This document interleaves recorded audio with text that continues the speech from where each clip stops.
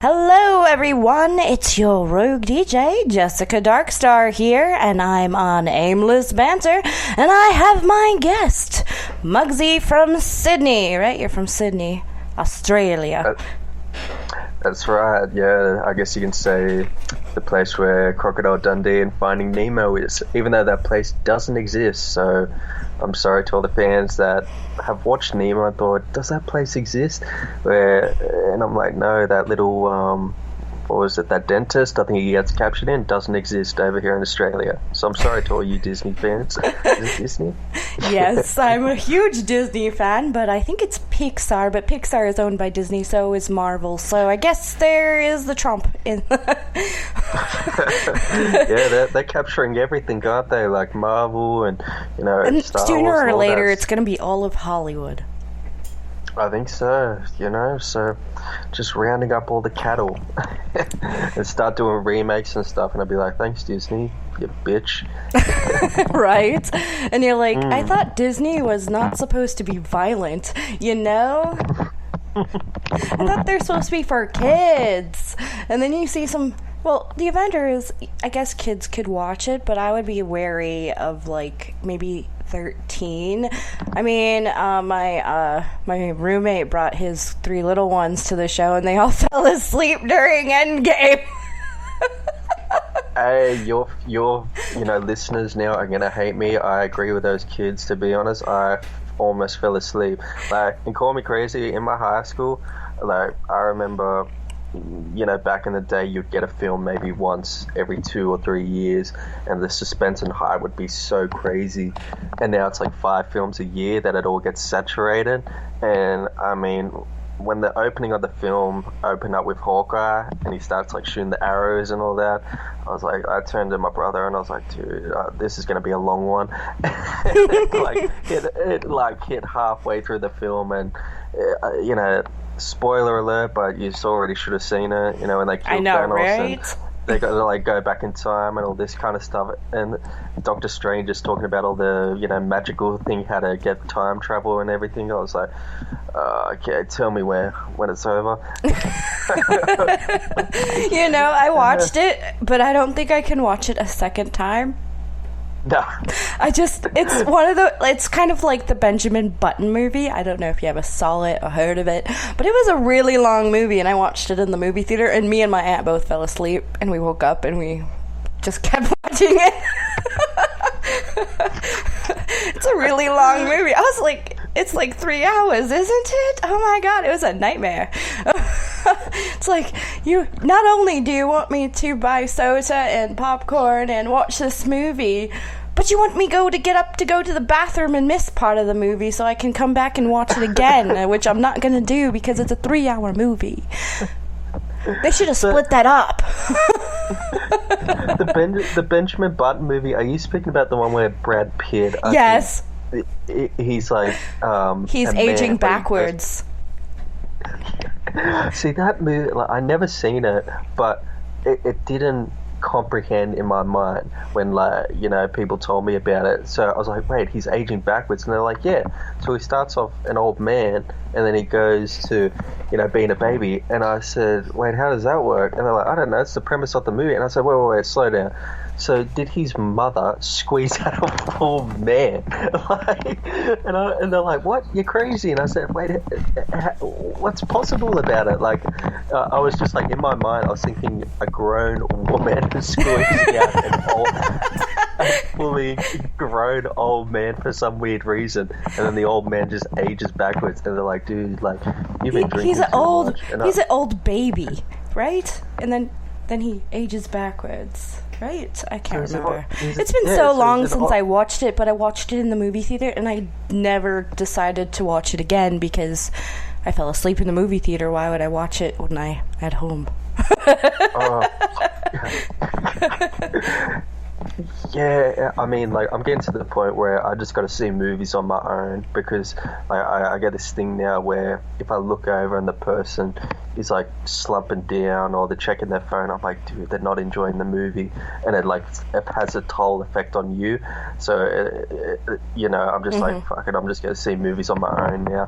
I get more of the experience, even though I'll probably sit there alone. I like going to movies with people just because I like seeing their reaction, and I'd rather go with someone I know than being by myself.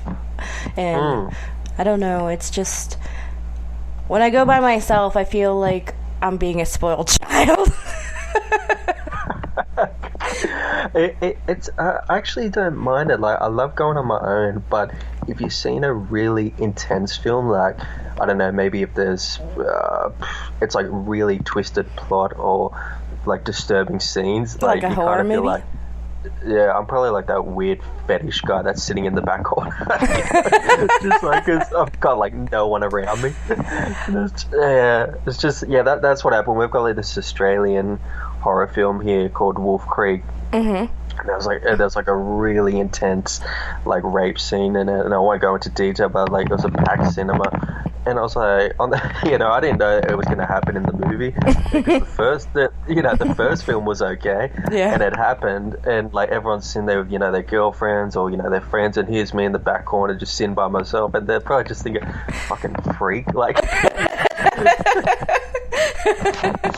And I was like, no, I didn't know it was going to happen. Like, the first film didn't do this. Like, this is more intense. And I was like, all right.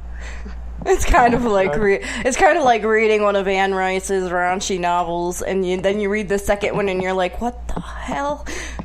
I don't know if you read The Claiming of Sleeping Beauty, but the first one was okay. The second one gets worse. The third one is even more worse. And you're like, why am I continuing to read? Because you're mortified and you want to know what happens. I literally was mortified the whole time I was reading the second book. The first one I was like, meh, I could deal with that. The second one, you're like getting a little bit mortified each sentence you read. And then the third one, you're like, I just obliterated my soul. I read a lot, because when I was in Iraq, I read 8 books a day. I had a book in each pocket, so yeah, I read a lot of books. And my friend's like, have you read this book, The Claiming of Sleeping Beauty? I was like, no. And she's like, it's by Anne Rice under a different name. I was like, okay, let me borrow it. So I borrowed it, and I was like, I shouldn't be reading this in public. No one knows what I'm reading, but I'm like, yeah, I shouldn't probably be reading this in public. Oh my god, my face is turning red the whole time. I feel embarrassed. Don't be like, I mean, that I find that in today's era, like, that is the most attractive thing a woman can do. Like, when I'm going on the train to like gigs or concerts and stuff, if every girl's like on their phone, it's like, oh god, like, mindless. And then when I see that one girl like reading a book or something and it's just intelligence, I'm just like, just wedding ring on the finger. I'm an avid reader, and I'm a writer as well, so yeah. If I'm on my phone, I'm reading something. No, a phone doesn't count. It has to be a physical book. But I do have lots of physical books, and I also have the, the electronic book thing that's specifically for books. It's a Nook from Barnes & Noble. We call it, the Kindle? Is that what it is? Unless it's an Australian term. It's like a Kindle little iPad thingy. Yeah, something like that. Yeah, we have so many weird things. I mean, like, we have that as well, but I have a Nook, which is from the store Barnes & Noble's, which is a bookstore here. Oh, so you still have bookstores open there? Everything's closing down over here. Like, yeah, although my Borders closed. Yep. Books A Million closed. We have Barnes & Nobles, but it's rare that you see one open anymore. I was like, and there used to be shops where you can like get photography stuff and clothes, and it's like, you're like, everything's disappearing, everything's going online. No, I want to shop and try things on. Oh, it's getting scary. I mean, like, you know, a lot of these clothing stores and they're running out of businesses because everyone's like, hey, it's online. But it's like, that's the catch-22. When you buy something online, like, especially clothing-wise, it's like, you can't try it on. And it's like, what if it's too big and too small? It's like, send it back. It's like, yeah, but there's so much hassle than just naturally trying it on in a store. Exactly. It's like, it doesn't fit perfectly, so I gotta send it back. But I actually bought a couple dresses from a store called goodgoth.com. It's only online. And it's my size. It fits. It's a dress, so it doesn't fit my top half right. It's a bit big on the top, but it fits the bottom perfectly. I'm like, why? So I'm like, okay, I guess I gotta go see a seamstress because I'm not returning this. It fits perfectly.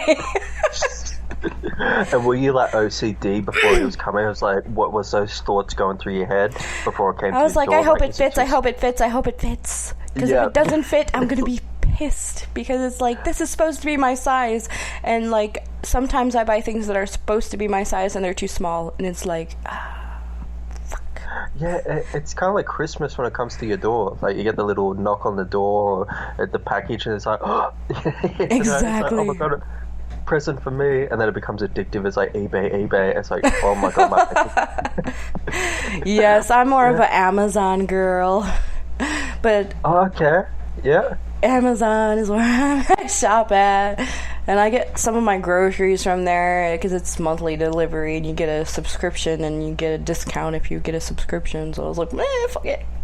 So I get water delivered and a bunch of other stuff because I'm like, I'm too lazy to go to the store, and it's cheaper that way. I don't know why. It doesn't make sense to me. Why would it be cheaper to be delivered to my house? But whatever. When Tide is cheaper on the internet versus going to the store, yeah, I'm getting the Tide on the internet. I can understand now why you want to move to Korea. It's just like, yeah, they all do it that way as well. I think it's Korea, or I don't know, it probably sounds like my dumbness, but Japan and stuff, they've all got those shopping people coming to their doors. Yeah, they do.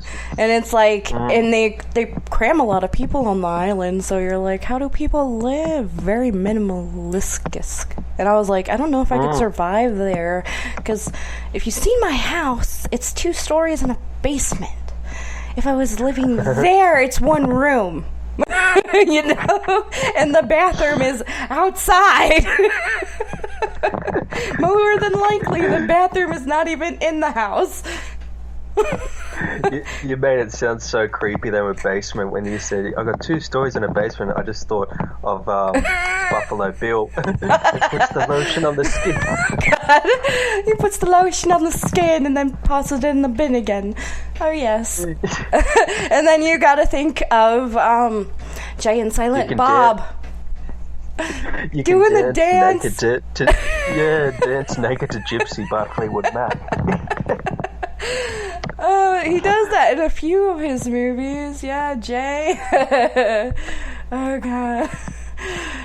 That is a great... I love those movies like Jay and Silent Bob, Clerks, and Clerks what was the other 2, one? The one with Mark Hamill in it, Strikes Back. Jay and Silent Bob Strike Back, and Chasing Amy. That's the one I was thinking of. Chasing Amy is good too. And they're so into comics. It's like, I love them. Yeah, it's crazy, right? Like, because I used to know him for the stoner films, like those kind of things. And then, you know, Kevin Smith is just, he does the comic podcasts and stuff, and he's so in-depth with it. I'm like, dude, you're on another level. Like, yeah, he's at a level beyond me, because I'm not that into comics, but I like Batman and Superman, and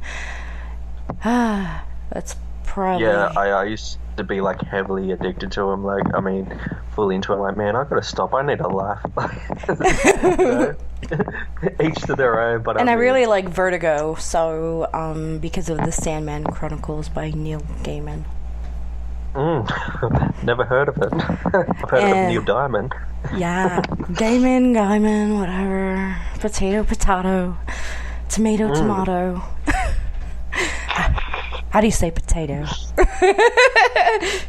What, potato? See? And then there's some people say potato, so... No, the only difference I think we've got, well, what I know off by heart is you say basketball and we say basketball, like basketball. Basketball. Yeah. So Baseball. if you say baseball, Cricket. so it's baseball basket instead of what? How do you say it? Basket. Basket. No. I've got a basket. Yes, like basket. It's like I sound like the basketball. Queen. Basket. And I do know all your car parts are different unless you're not the same as the UK. What is it? The right side? We're on the right side? I don't even know. Like, I swear, when I was doing the search class, it was I was doing it with a British naval officer, and he's like, the bonnet is the front of the car, the boot is the the trunk of the car. So, and then when I watched my friend's YouTube channel, because he's in the UK, he does cooking shows. All those things are different. I was like, what is he doing? What? What are those measurements? I don't understand. It's not the same. Well, so the bonnet of American cars, is it in the back? And wait, I thought that was only sports cars, no? The bonnet is the front of the car where the engine is, right? Yeah. We just call it the front of the car, I guess. I don't know what's the engine. But the trunk is what we call the back of the car, where the... Yeah. So, it was just... I just remember that class, because we were searching vehicles, so he was, like, naming off all these things, and I was like, what did he just say? Yes. Yeah, so things that in Australia that I suppose are different, not with cars, but I mean, we don't have Walmart here. Fast food outlets, I don't know, we don't have a lot of stuff like Wendy's, Denny's, I don't know, all we've got in fast food is McDonald's, KFC, Subway, and we're starting to get Carl's Jr. And there was one more, maybe there was one more, and I can't think, I'm trying to think of all the States things. I don't know, but I know, oh no, everything doesn't open for 24 hours. What Everything about closes pizza? at, like, do you have Domino's? Yes, we have Domino's. Oh my god, I thought that was only an Australian thing. Domino's is a New York thing. Oh, okay, yeah, we got that. We used to have Pizza Hut, but we don't have that anymore. Do you have Pizza Hut?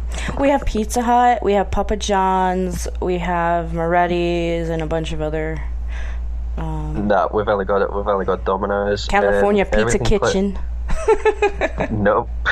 And everything closes at 10, so... One I really wanted, the burger place I really like, they closed. I was like, what? And it was Cheeseburger in Paradise.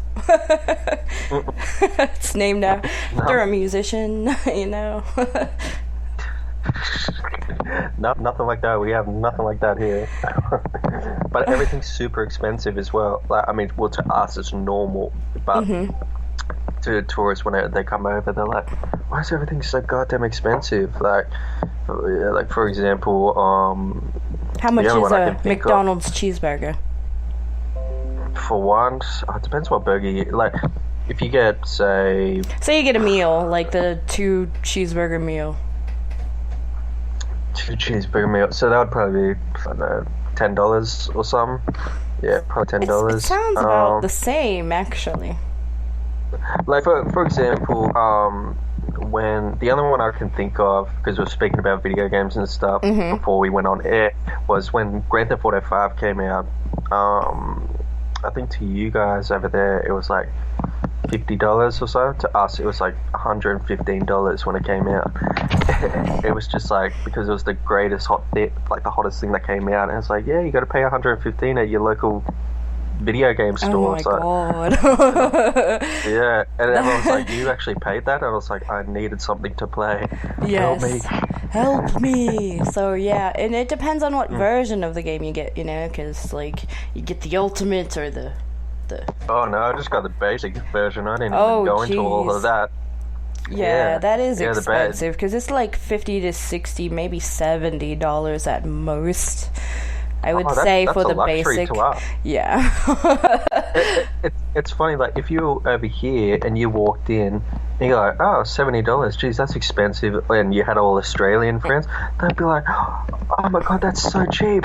And it's like, dude, that's expensive. And it's like, no, But then you gotta say, what kind of currency do you use? Oh, don't talk to me about that. Jess, I don't even know anything about that currency. I sound like I'm probably the dumbest Aussie. So, well, you obviously don't use the US dollar, so... No. I know the UK still has the pounds, but they also have the euro. I don't even know. The European dollar! God, could you imagine? I travel, man. I travel. And what's funny is when I was in Iraq, they liked our US dollars when we were purchasing things from them. So I was like, their US dollar must be worth more than their money. Why can't everything be the same? Honestly, it's like we're one world, one big planet. We should all be united, right? Yeah, I think we used to be a long, long time ago before the world split, and everybody got a new language. It's sort of like all together but all divided and stuff. Oh shit! I almost dropped that. What did you drop? Oh, almost knocked my coffee mug over. Oh, my silliness. Near my... Don't waste your coffee. Near my Pulp Fiction iPhone case. Yeah, but I'm trying to think of difference between the states and stuff.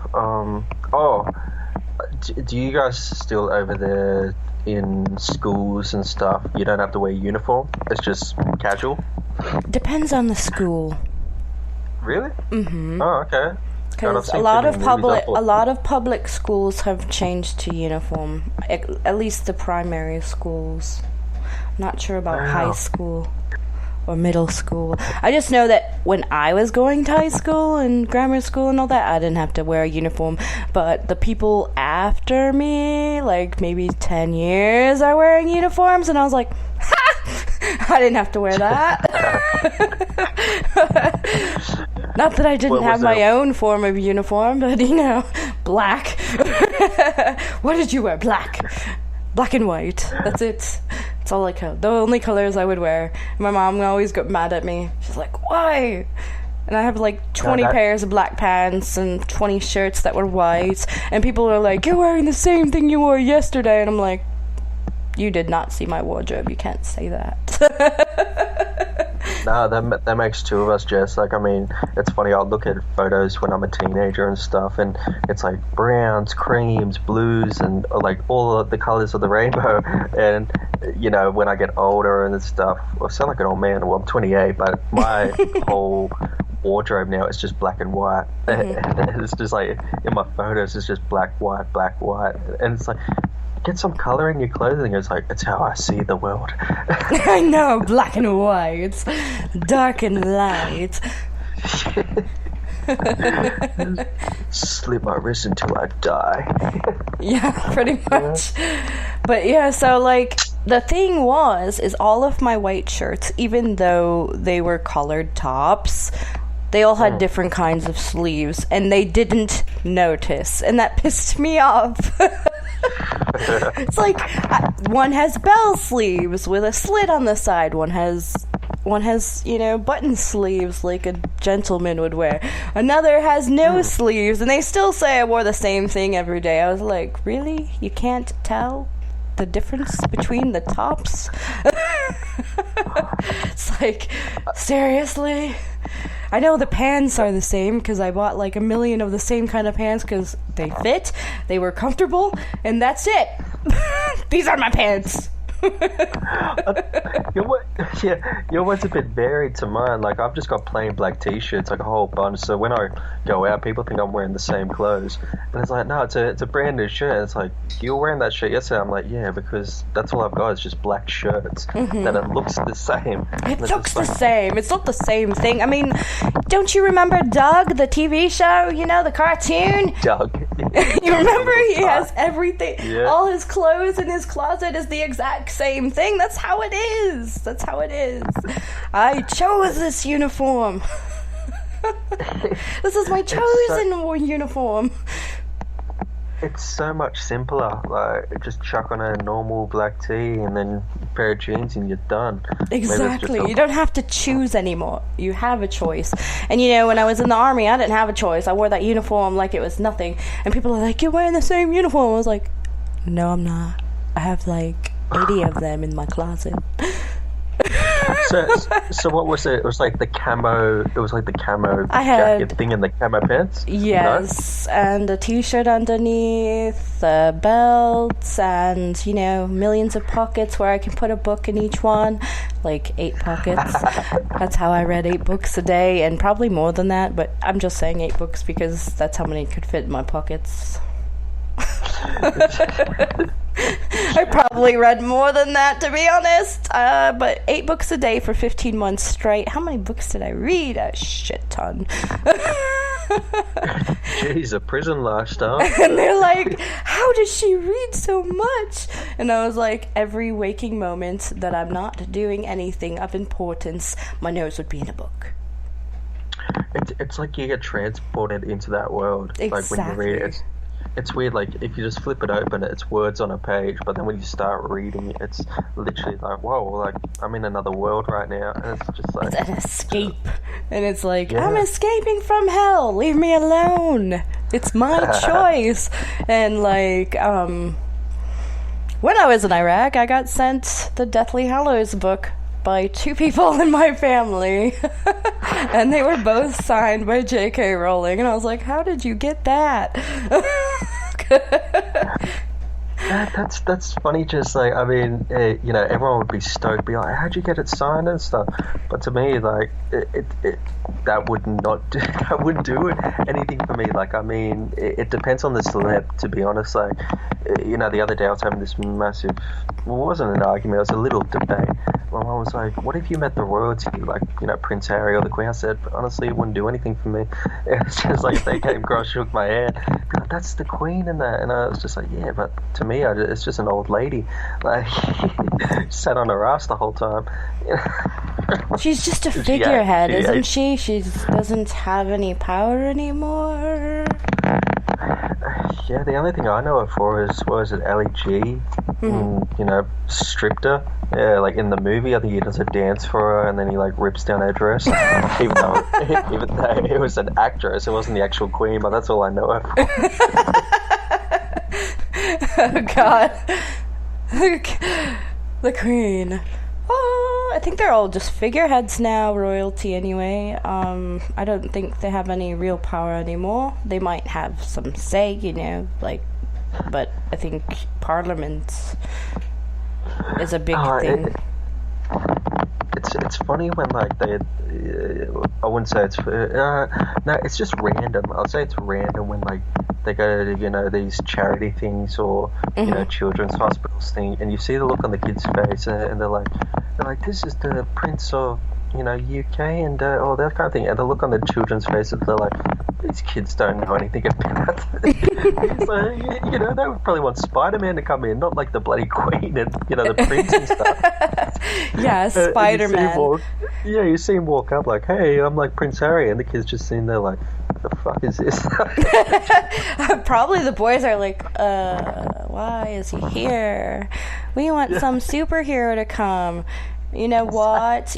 Prince Harry, you should dress up as a superhero and go see them.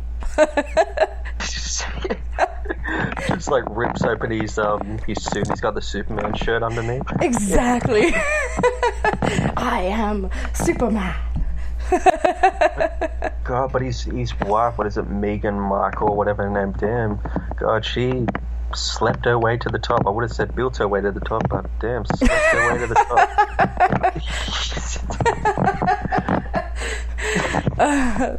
But yeah, I know a lot of cosplayers and people who dress up as things and go to hospitals and stuff, and some of them are going to be on the show in the future. Some of them have been on the show already, and it's pretty interesting to hear You know, because I had Ronald Rosman, who does the Dust series on YouTube, and he's like, I dress up as Batman. So I was like, I totally would love to see you dressed as Batman, because I would totally dress up as Batman and we can compare each other's. Oh yeah, like we've got a dude here in Australia called Cosplay Chris, and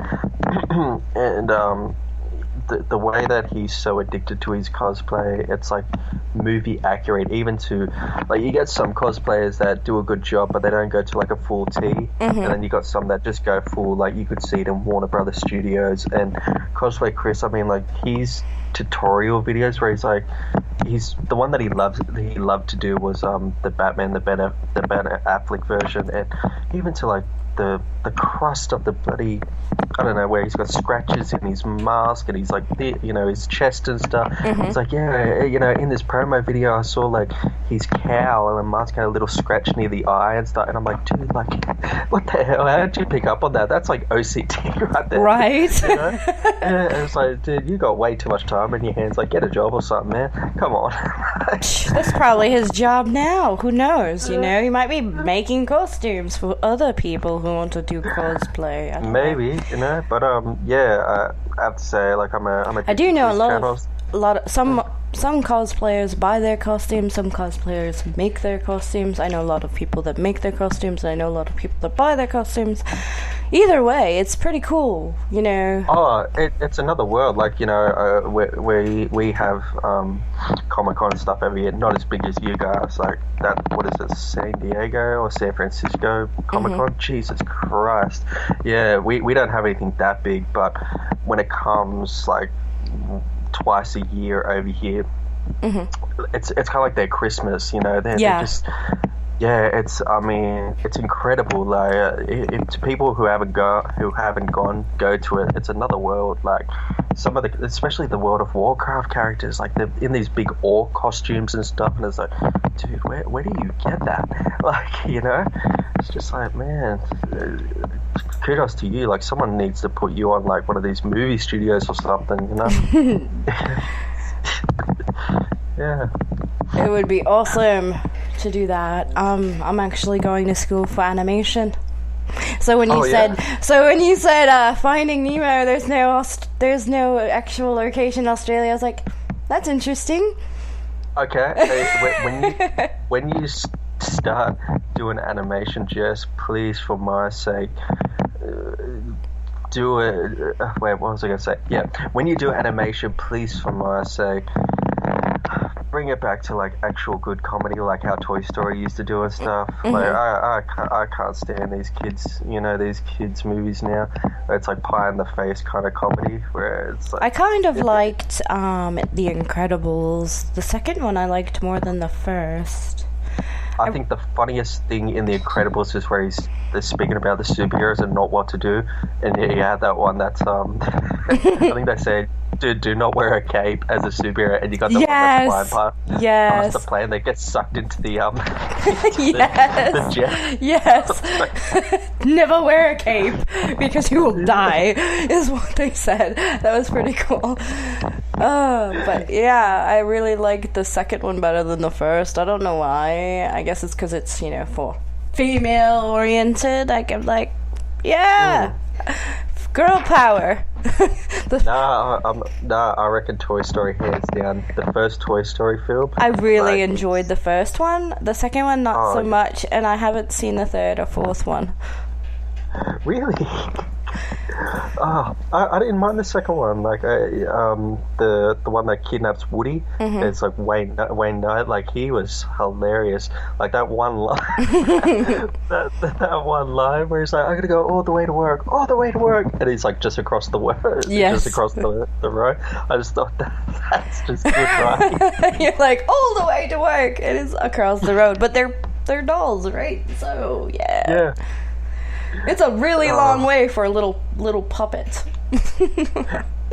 It's crazy the stuff you pick up on when you're older. Like, and my favorite movies from when I was a kid was Honey, I Shrunk the Kids. I still haven't seen it. What? Honey, I Shrunk the Kids with Rick Moranis. No, I don't think I have. They were riding on a giant ant because they were shrunken and they're in the yard trying to get their way home so they can be big again. Nah, I haven't seen it. They also made Honey, I Blew Up the Baby and Honey, We Shrunk Ourselves.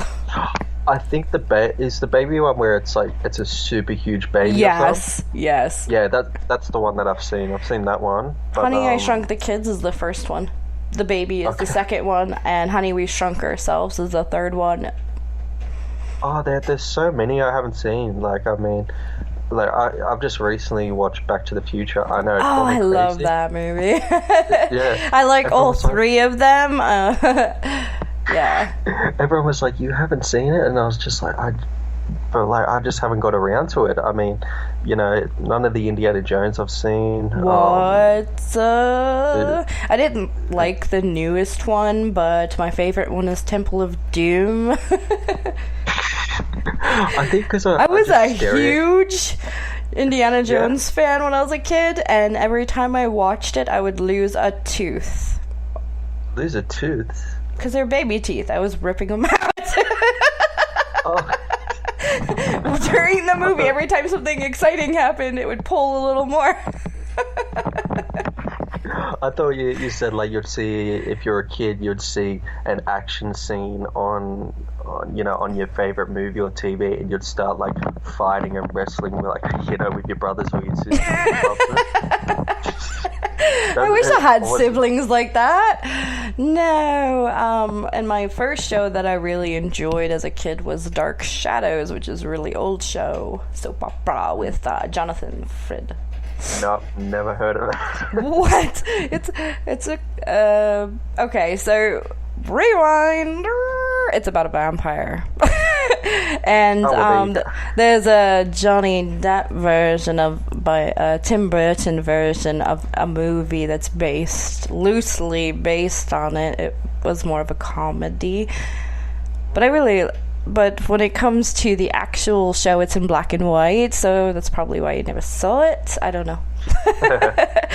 But I watched it on VHS tapes as a kid because one of my aunts recorded it, and we would borrow the tapes and watch it, and then we'd switch out the tapes and borrow the next one and borrow the next one. And another tradition, we like to watch Abbott Costello Meets Frankenstein, which has Bela Lugosi, which is one of my favorite Draculas. Next minute you're gonna say King Kong vs Godzilla in black and white tapes. Yes. I'm totally a history buff when it comes to movies and effects and things like that. I'm starting right now. I'm going to be doing stop motion. I am really intrigued about it. I just ordered the clay today so I can make my little puppets. I was like, hopefully this comes in before the 5th. Yeah, like, I mean, a lot of people get bored with, old-fashioned films and stuff, but some of the, I love it. I think one of my favorites intrigues me because the effects, because you got to think, the effects are different than what they are today. You can make everything on the computer nowadays. But those classic effects are really cool, and I prefer those most of the time, especially when it comes to Star Wars 4, 5, and 6, the original versions. I like that better than the remastered version. Because, Greedo shot first, George Lucas. What the fuck?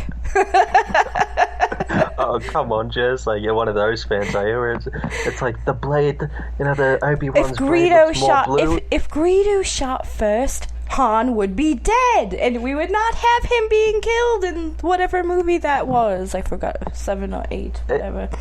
I don't know. I love the fans, but some just go way in depth. It's like the 4K version. I don't know. So and so's lightsaber's more blue and stuff. I'm like, I'm not that type of fan, but I really appreciate the effects from the original movies compared to the more computer effects. I don't know what it is, but I feel like it looks more real from the original effects to what they are today. Even though when they made they remade that guy for Rogue One from New Hope. What's his name? Tarkin. When they animated Tarkin, he looked really good. And he's animated because he was dead. He wasn't in the movie. Of course. Was he like 70 when he made it? Right? But I was like, holy shit, that was a really good animation. Like, it looked like him. It was like really good. Like, I don't know how they did it. I was like, I want to be that good, but I think that would take years of work to do. I don't know. It's so funny you say that, just like, you know, that was another film where I was getting so bored in, like, because I'm so used to, you know, Jedis and Sith, and when it comes to troopers, and that's what the main plot of the film's about, where there's no lightsabers and stuff, I'm just sort of like, it's getting a bit tiring, and it got kind of to the end of the film where you see Tarkin, and I was like slumping in my chair, falling asleep, and it was like the back of his head, and he turns around and stuff, and it was like a instant coffee hit. I was like, holy shit. Right? It's like, isn't he dead? Right? I was like, he's got to be dead by now. And I looked it up and I was like, holy shit, that was an animation? Right? And then you're like, then why did they do so terribly with Jar Jar Binks and the droids? I was like, when you had the luxury of looking it up, like I was the dumbass where I turned to my friend and I was like, wait, like, is he still alive? Like, and he just looked at me like, you're crazy. He was like 70 when he did, you know, episode 4, and it was just so realistic looking. I thought, man, he's powering on the ages. Right? You know? He hasn't aged a day. It looks like he got younger. What? Did he de-age? Is there some kind of solution that we're missing here? I mean, I know Keanu Reeves doesn't age, but come on. Or Pharrell Williams, like that dude's been like since right? the 18th century. Right? Oh, it's like, what the But, you know, I saw Keanu Reeves when he was younger, but ever since he reached a certain point, he just looks the same in every movie. It's like, what the hell? Well, that's the same about, you know, speaking of films, of action films, like, I mean, I think the greatest action film of all time is Die Hard. Yes. And that's Alan Rickman's first movie. Yeah, and I mean, you know, I'll go see an action film now, and there's so many effects and scenes and over the topness where it's like, oh, they'll jump out of a plane and, you know, somehow miraculously land in a car and start driving and stuff. And the whole time I'm sitting there just like, man, I can't wait to get home and put in Die Hard. Like, this is so far-fetched, you know? Right. Because it was so simple yet so good, like wrapping a fire hose around you and jumping off a building. It's like, man, that's just good writing right there. And then The Rock tried to do it in Skyscraper, and I was like, oh man, I like your Rock, but, you know, think of your own material. Well, a famous thing in Hollywood is to recycle things that work and remix it. It's actually a technique that is used in filmmaking. Yes. So if you see things that are similar but different, you're like, I've seen this somewhere before. Not a lot of people catch on to that, but yeah, that's a trick in Hollywood that they do, is they remix things that work. I don't know. Like, I'm getting sketchy because, you know, they're starting to remake a lot of things. Like the other day, I heard Home Alone's getting remade, and I'm like, I just you didn't hear that? No. Yeah. I think I was like, Macaulay Culkin made Home Alone. Don't do this to me. It wouldn't surprise me. Like, they did it with Jumanji. Like, come on, you know, like, Robin Williams classic Jumanji, and I saw the new one. Like, new one was okay, but I mean, they made it more modern with an actual video game. So yeah, it was a bit different. But yeah, I like it, but I really prefer the Robin Williams version. Yeah, but this is but that Jumanji that they made with the video game, that's a sequel. Yeah, but like, I mean, because it's after he was in the forest, you know. It's sort of like when they walk into those boardroom meetings. I know it's a money maker, but doesn't one person put up their hand and be like, are we gonna tarnish that great movie? Mm-hmm. You know, even though it's a sequel, like going into the Home Alone one, let's remake Home Alone. It's like, Macaulay Culkin did a great job, guys, and it's like, get out. Right? It's like, we're not doing this again. No, get out. And it's like they love to remake movies. I don't understand some of it. I'm like, if you're gonna remake a movie, remake The Birds. Just saying. Okay. Yeah.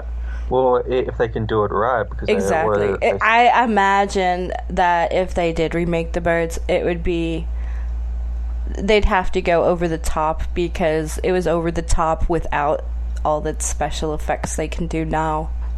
Hey, well, they tried to do it with Psycho. You see Vince Vaughn's 90s one? God, that was horrible. Right? Ugh. It's like, why do they do this? I'm like, you gotta remake a good movie, like a really good movie that you think is really good, and then you remake it. I honestly reckon, because the only remakes I like are that they keep repeating to remake is Peter Pan. I don't know why. Oh, they've done so many of them that I was just like, I'm going to stick with Hook. I haven't even seen the other one. Hook is my favorite, yeah. But Mary Mott and Peter Pan is one of my favorites as well, and that was them doing the play. Even still to this day, I reckon that's the best makeup effect. Well, not effect, but Dustin Hoffman. Yes. If I look at him, I just think I can't see him in that. Like, I can't see Dustin Hoffman behind, the wig and the eyebrows and stuff. It's like even how hard I try, my mind sort of gets fixated with it. I'm like, I'm sort of locking in. I can slightly see Dustin, and then it just vanishes, and I'm like, he's gone. He's Hook. And you're like, what? Right? Yeah. That movie was great. Like, Robin Williams was just Rufio, like hit up. Right. The scene where they got all the food and stuff. My favorite part of the whole Hook movie was Robin Williams and Rufio going at it with across the table until he finally realizes that he can use his mind and make food appear. Because he throws imaginary food at him. I was like, yes! I just love, like, the comedy, like, because when you watch it when you're older, you pick up on more things, and I love the comedy is when they're all gathered around him, and he's, like, swinging the sword around, and he's like, where's the adults? And who's in charge here? Yes! He's like, what do you do with a sword? You're a kid. And it's just, like, these little... No, the funniest scene is, I had tears of laughter, is when Hook captures his kids, and he's trying to figure out if it's Peter Pan, and then he's like, what does he say? Captain Hook, he's like, you better let those kids go, or you need a bigger lawyer than me. Yes. They probably don't know what a lawyer is. And all the kids are like, a lawyer! Kill the lawyer! Remember, I'm a lawyer. I'm not a pirate. I'm a lawyer. All right, Peter, pick up your weapon. And he pulls out a checkbook. Yes. Pulls out a checkbook. Okay, how much money do you want? And he shoots the checkbook and scares the shit. That's great. And he's afraid of heights. How is Peter Pan afraid of heights? He used to be able to fly all by himself. He's like climbing up the pole. He's like, could someone give me a hand? I already have. Right? Somebody give me a hand. I already have. Those are some great lines. And you're like, did they improv? Okay, I know Robin Williams loves to improv. And he's got some great material that they probably didn't even put in the film, I guess. Yeah, like he was just a comic genius. I mean, it was a shame what happened to him, and I mean that I love comedians like him, like Jim Carrey and stuff. It's just they're just naturals. They know how to go with the rhythm of the flow. Mm-hmm. Yeah, Jim Carrey, I think, is just the number one. Like he doesn't have to do anything for me. There was a photo of him where he's on the red carpet, and he was just smiling. Like that's all he was doing, was just smiling for the camera, and I burst out laughing, and I was like, what is so funny about your face? I don't know. Wasn't he the Riddler in that Batman and Robin movie? That's funny you bring that up. Yeah, he was the Riddler in the Val Kilmer one, Batman Forever, and Val was saying because you have to be dark and sinister like Batman. Jim was jumping around and doing all the crazy stuff, and they had to do so many takes because he would always be laughing, and they'd be like, yeah, Batman's depressed and moody, and he's like, this guy is just too funny. And I can understand why. That was when like Jim was at the peak of his career. Yeah. He was like a Ventura, man. He was Oh yeah. the pet detective.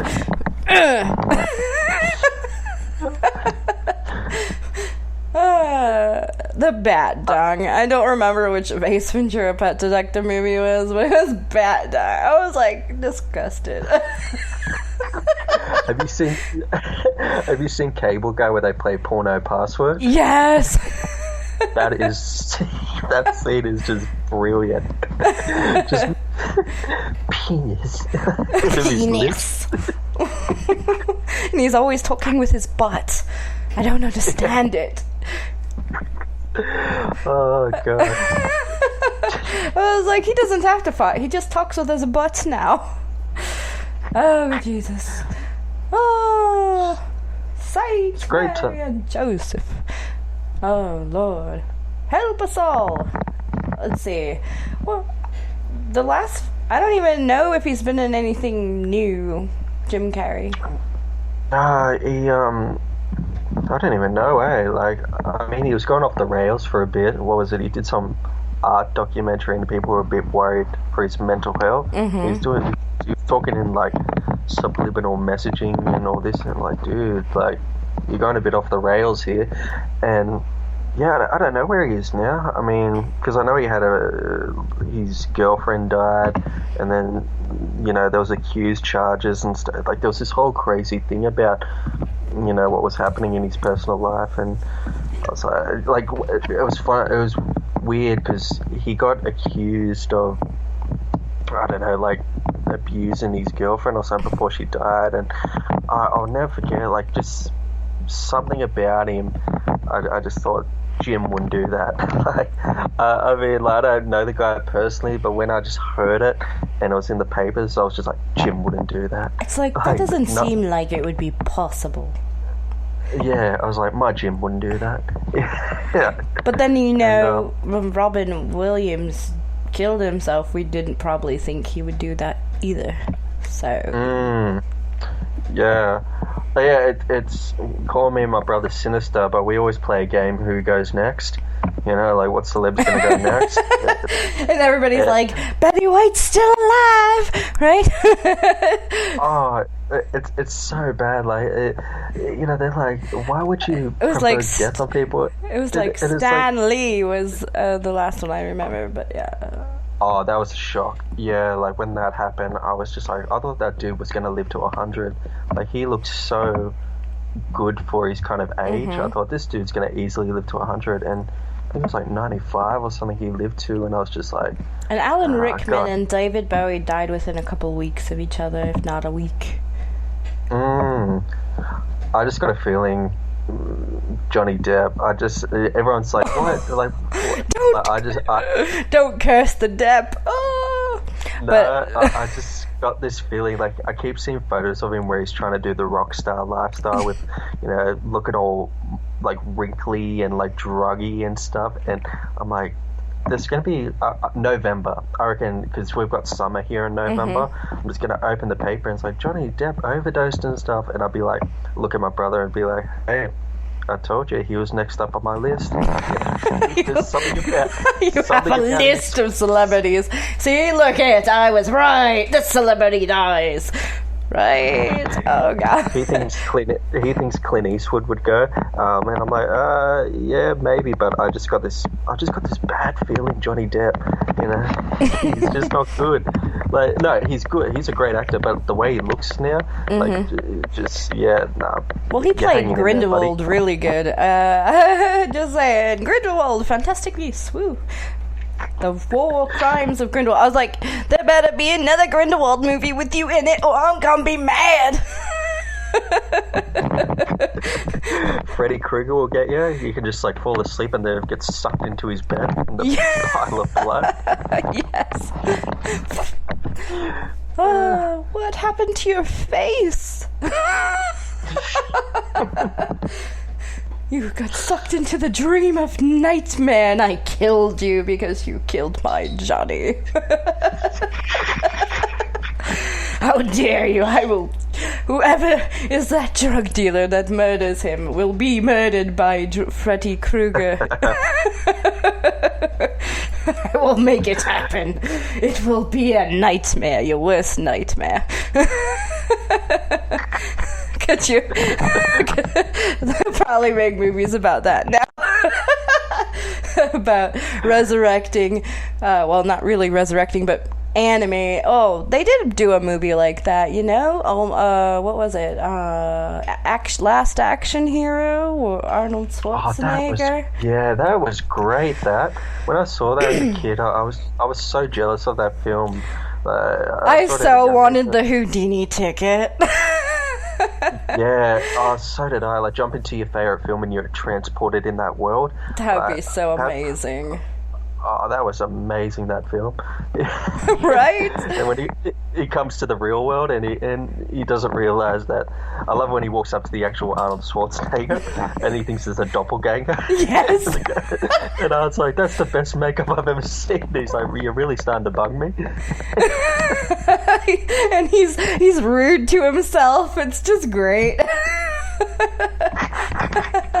I love how they make like it feels like they make themselves ruder when they play themselves. Like I don't know if you saw the Netflix show with Keanu Reeves playing himself.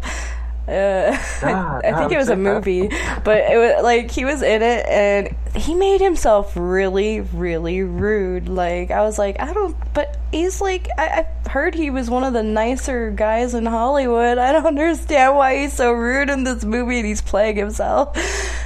He's like a little kid wanting to beat the other guy up.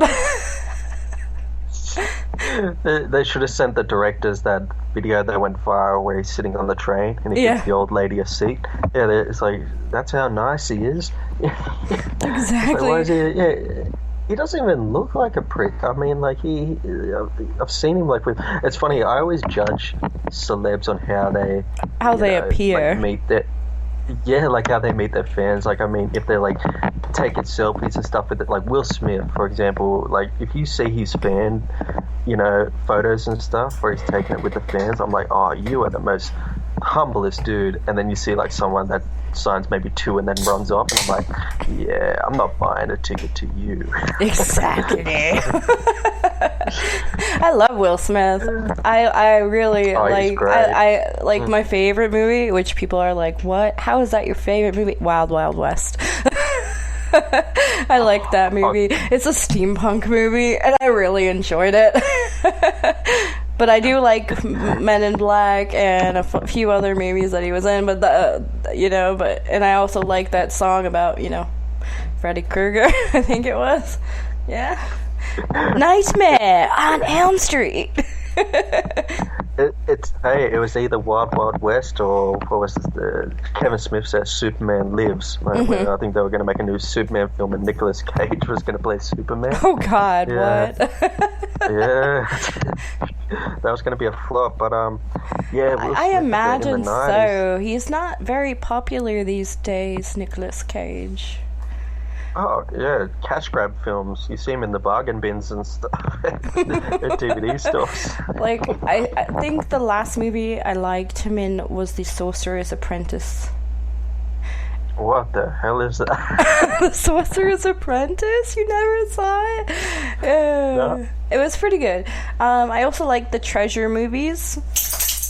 National Treasure movies. That's when I fell asleep in. I know. And I did not very much...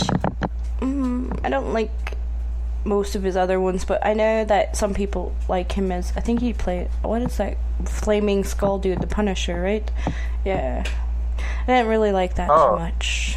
Oh, yeah, Ghost Rider, yeah. Ghost Rider, yeah, that's right. I don't know why I said the Punisher. I was like, whatever. It's a skull, flaming skull dude, and he's on a motorcycle, and I can't remember the name of it because I only watched it maybe twice. It's so funny where he found Johnny Depp. And now Johnny Depp is just like Nicolas Cage is like a pebble compared to him. And it's like, hey buddy, you got any roles? And it's like, oh no man, I'm a bit busy at the moment. Like, but I gave you a shot in Hollywood. It's like, yeah, but you got to pick your acting game up. I feel like some actors are like pitted to certain types of roles. Yeah. Like, you never see Bruce Willis outside of an action film. I know, right? Like, and it's very rare. Well, because they're old now, but it's very rare you see him in like a film. It's like, oh, Bruce Willis starts in a new film. It's like, oh, he's still alive, right? Like, I mean, my favorite movie of his is The Fifth Element because Mila Jovovich is in it, and she's also an action movie star. You just see, I haven't seen her in anything other than action, I don't think. I remember he was trying to do a music career, like a jazz kind of blues band, and I was like, oh man, what's up with these celebs doing music? Just stick to your lane, you know. Well, I gotta say, Gary Smeese's band, Lieutenant Dan Band, is pretty cool. I don't know, I think just some actors, when I saw him do that, I was like, dude, it's just John McClane singing. Well, some people start in music and go to acting, and other people go from acting to music. It seems to be, maybe they wanted something, but they could only find something else, so they decided to stick with that until they're like, well, I want to do my passion now that I made enough money, I don't have to worry anymore. It's funny, like how they're massive multimillionaire blockbuster superstars in the film industry, but then when you see them do the singing routine, it's like you see them in pub gigs and stuff, and it's like, wow, you got to start from the bottom to the top in a different field, and it's just everyone's just just chilling out and stuff, and it's like, dude, like, that's Bruce Willis on a pub stage. Like, go up and talk to him. Yeah, like WWE wrestler Kane. Like, yes. I was a huge Kane fanatic, and that back when I was a teenager, and he's like running for the mayor he is the mayor actually of Knoxville, and even though I'm here in Australia, like, I keep up with him on Twitter and all that, and he's like, hey guys, each Friday he does something called eat and greet, where he just goes to like a local restaurant and meets a couple of his fans and stuff, and he's like, hey, come down, say hi, and then he posts like a photo up on a Saturday, and it's maybe like 5 or 6 people at his table, and I'm like, oh dude, like, if that was me, I would be bombed. That would need security to get me out of it. Right. I was obsessed with WWF wrestling in the day, and it's like, he's giving you a free pass to meet him, and when he was Kane, like, come on, and like everyone's like, I'm a bit busy, I got work and stuff. Like, and now he's your ass down there. They're like, you should dress up as Kane for Halloween just because, because you are him. But just because you probably have some fans that would be stoked out if you did it, Oh, for sure. Yeah, he had the best gimmick in wrestling, like WWF days, and you just go to the local video store and get the VHS, and that was, I sound old, but that was the days.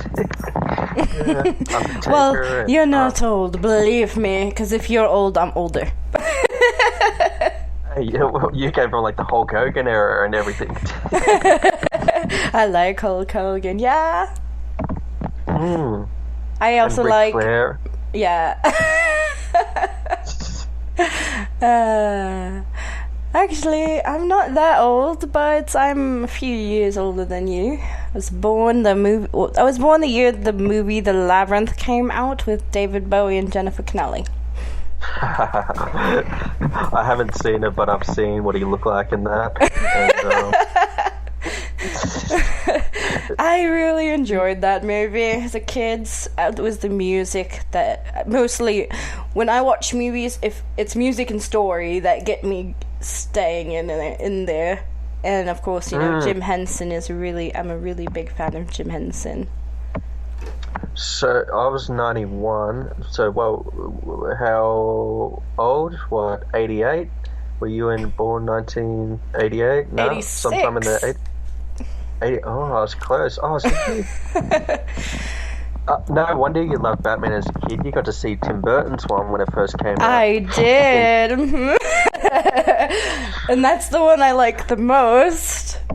And when I watched it on VHS, it was rated R. Really? Rated R? Mm-hmm. So, and then when the VHS said rated R when it was on the VHS, and I watched it as a young girl. I didn't care what it was rated. Parents didn't care. Nobody cared. They're just like, we're watching this. I was like, okay. And then I see people are like, it's rated R, don't watch it. You can't have your kids watching it. And I was like, I watched Leprechaun when I was like 5 or whatever it was. How weird is that just? Like, I mean, when I was like 5 or 6, the first ever horror film I saw was Scream. And I love Scream.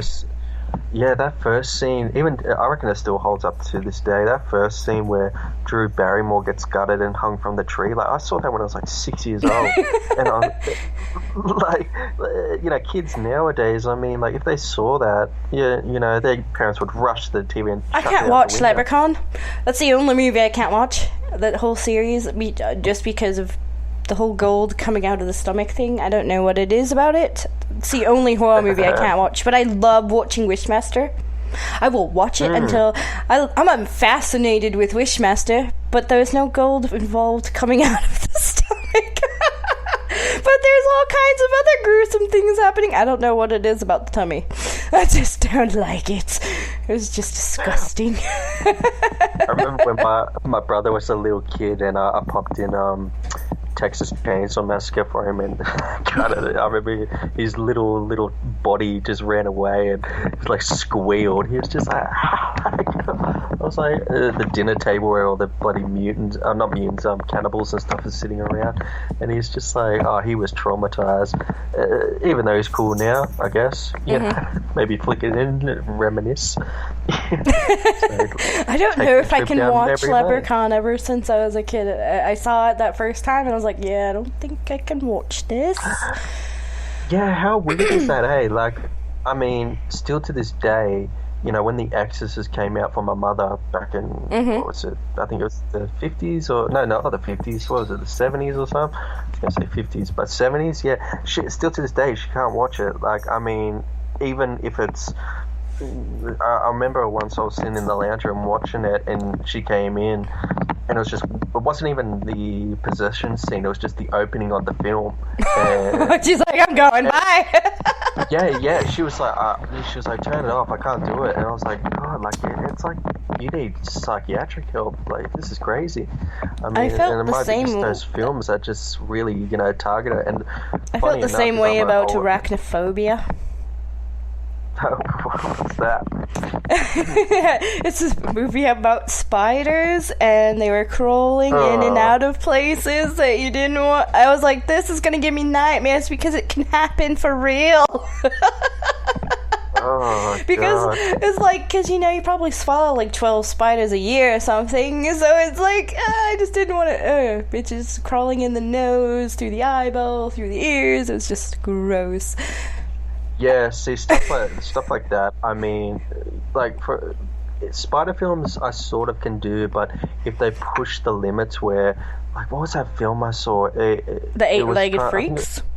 No, it was, I think it was called, Mirrors, or no, it wasn't Mirrors, it was something like that, but I'll never forget it. It was like this, oh god, even thinking about it, like this chick, she like pops a pimple on her face, and then like she's like, well, at the first of the film she's like the popular attractive chick, so it's kind of, you think, okay, in horror I know how it plays out. But, you know the popular hot one always gets the worst, and shit starts happening to the friends and stuff, and then she wakes up one morning and she's got this massive pimple on the side of her face, and she pops it, and like these two spider legs like come out, and then like spiders like come out of her cheek and stuff and just like destroy her face, and the detail and the graphics on it, like I almost puked. Like it almost sounds like arachnophobia, to be honest.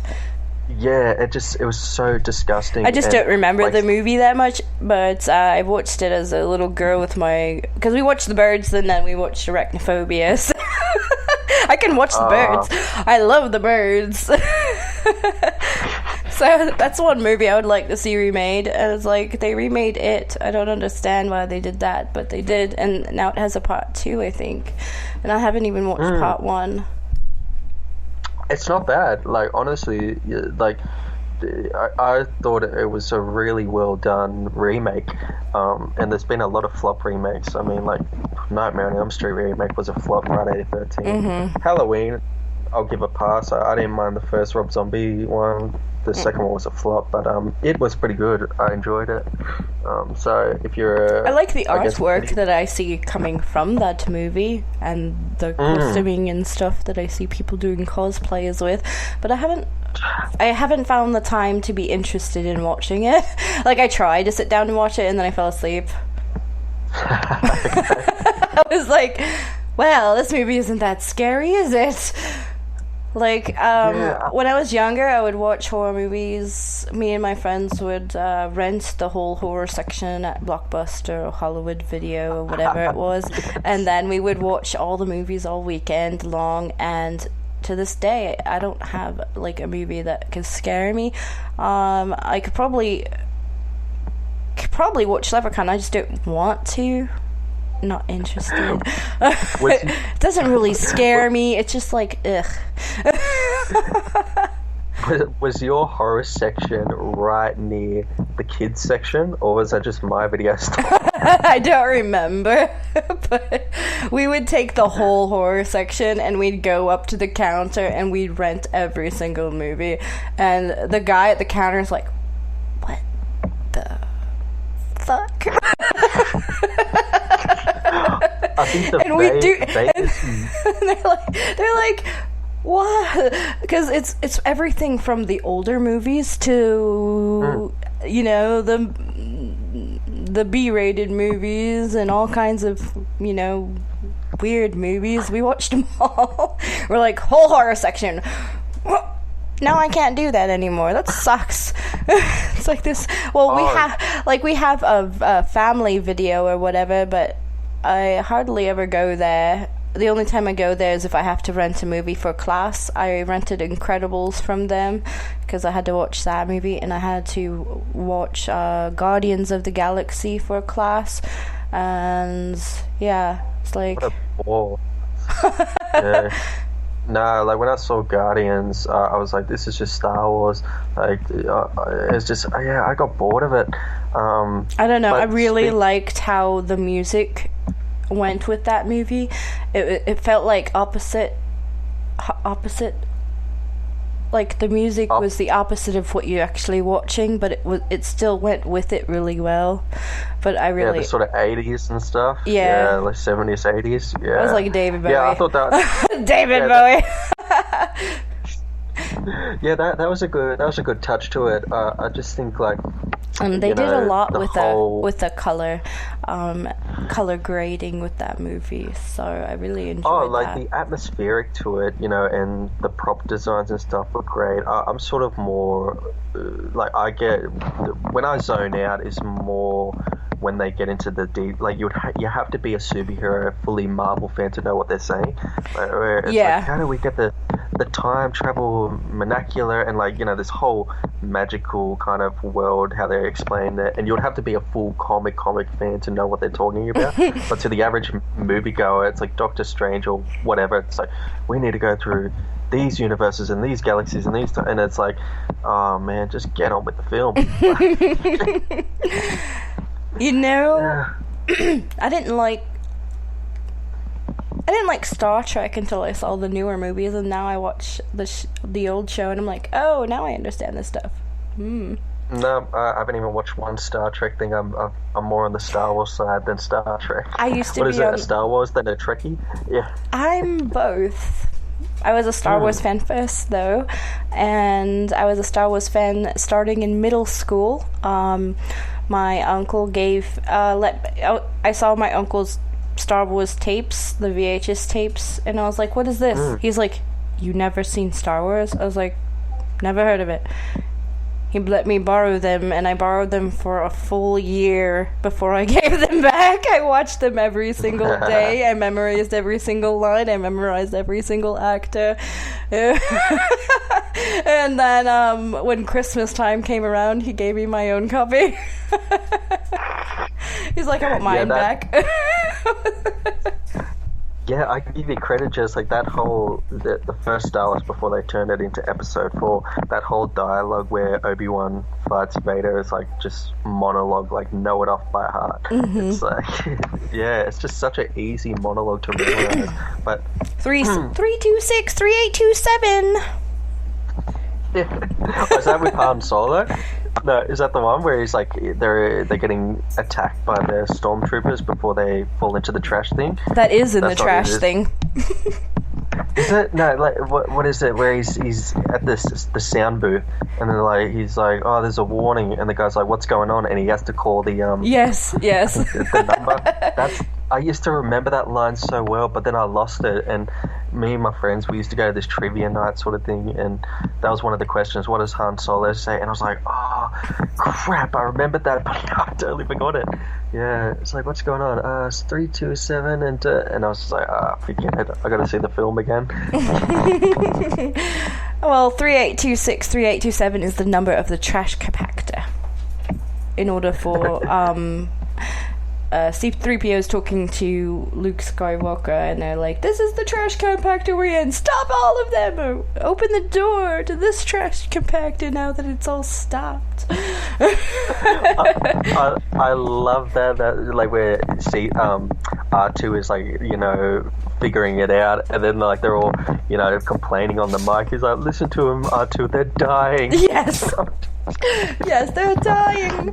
Oh. And then my favorite one is actually Empire Strikes Back. Oh, of course, yeah. But what was that? Empire Strikes Back was 88 or 87, I think. So yeah, well, it was about the year you were born, wasn't it, when it came out? Empire Strikes Back. Yeah, but you still got to kind of see the hype around that time of growing up, when, you know, Luke, I am your father, and yes, and all that. Everyone would have been like, Luke, I am your father, and I was like, what? I was like, no. I was like, no, that can't be true. It's impossible. I was like, I was saying at the same time he was, and what's funny is Mark Hamill didn't know that was the line. I know. I saw that in an interview with him. It actually freaked him out as well. So they wanted a natural reaction, yeah. And then you find out Luke and Leia are siblings, and you're like, what? And you're like, but he was supposed to get the girl. So, have you seen that meme where it's either C-3PO or Chewbacca? I know it's what. No, it's it's C-3PO, and it's like it's so sick. It's like C-3PO knew, or because he was built by Anakin, so it's like he knew all along that Luke and Leia were brother and sister and didn't say anything. Well, his memory was erased, you know, it tends to happen to droids. And it's just like a photo of Empire Strikes Back of like Leia about to kiss Luke, and then you see C-3PO in the background, and it's just in the white writing, C-3PO knew all along, didn't say a word. Right. So guys, just so you remember, we're doing the Aimless Banter talk show. We're still here for another 40 minutes, so feel free to ask your questions. I don't think anybody asked their questions, but then again, I'm not on the right page anyway. Oh god. Oh, nobody's in there. Okay, I'm safe.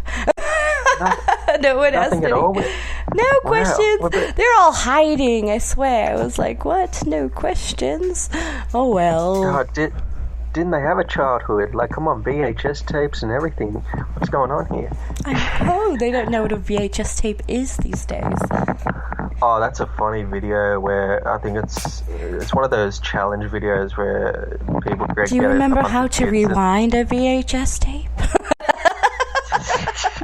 They give like a VHS tape and they're like, what do I do with this?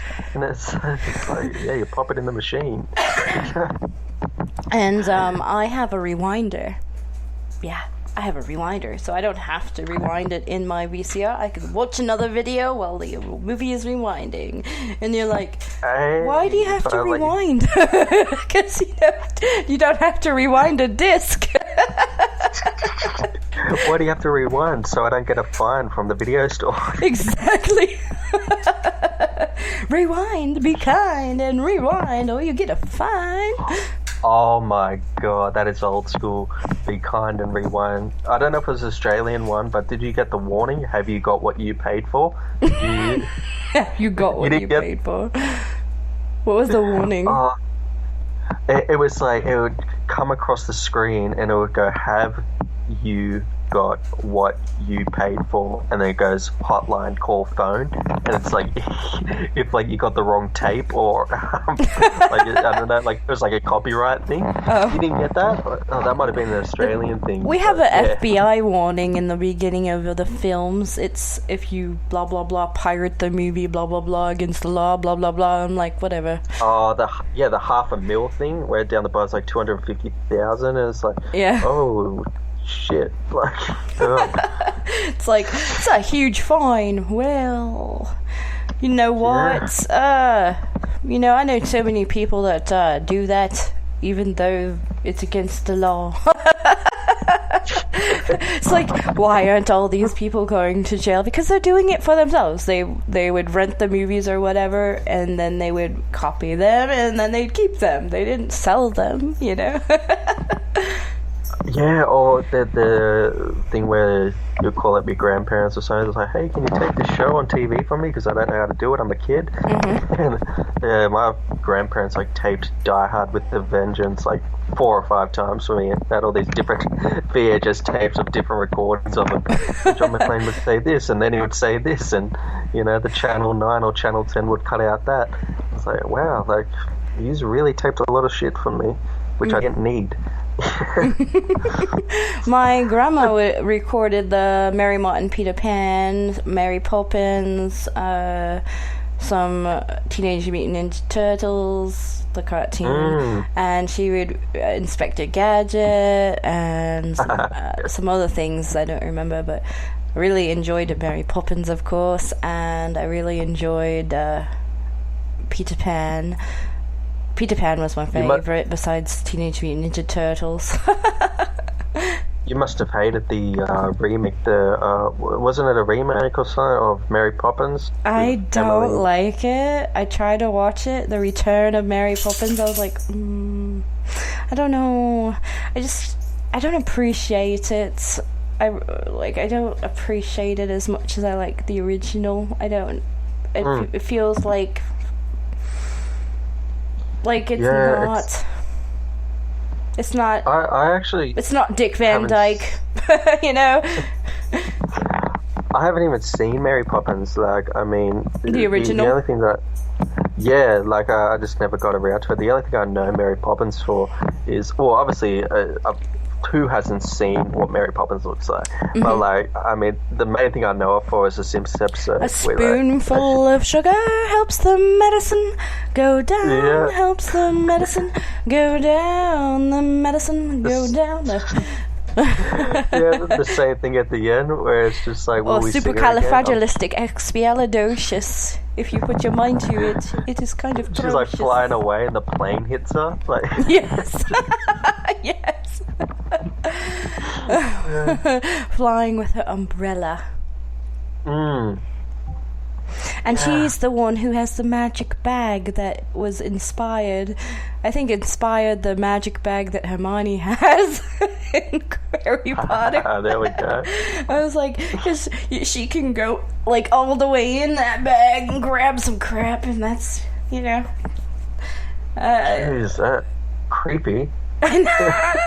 You're like, how is she doing that? She's like, she put her whole body in that bag, and she's not. How is that possible? And you're like, imagine they did that. You know, they did the same effect for the Hermione Granger's bag, but her bag was a lot smaller. Were you ever fooled by that as a kid? Like, you know, like you'd see something like that on a... What fooled me, you won't believe it, but Gary Sinise plays Lieutenant Dan in Forrest Gump, right? He has no legs in Forrest Gump.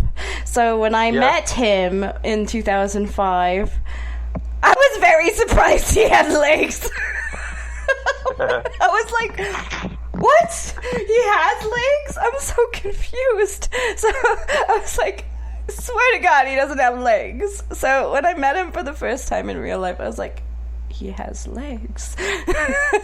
You know, you don't put things together because, you know, you watch things as something as a little kid, you don't realize the effects were that good. Oh no, I can easily top that. We've got a. But well, I'm here in but Sydney. you gotta see, this is 2005 when I meet the guy Gary Sinise who plays Lieutenant Dan. So in 2005, I was like, what? He has legs? So I meet him and not realizing, you know, I watched the movie when I was a kid, so I was a kid when that movie came out, and I watched the movie and I watched it over and over and over and over again, but it never occurred to me that he had legs outside of the movie. I swear, like, as a kid, like, the mind is just so dumb.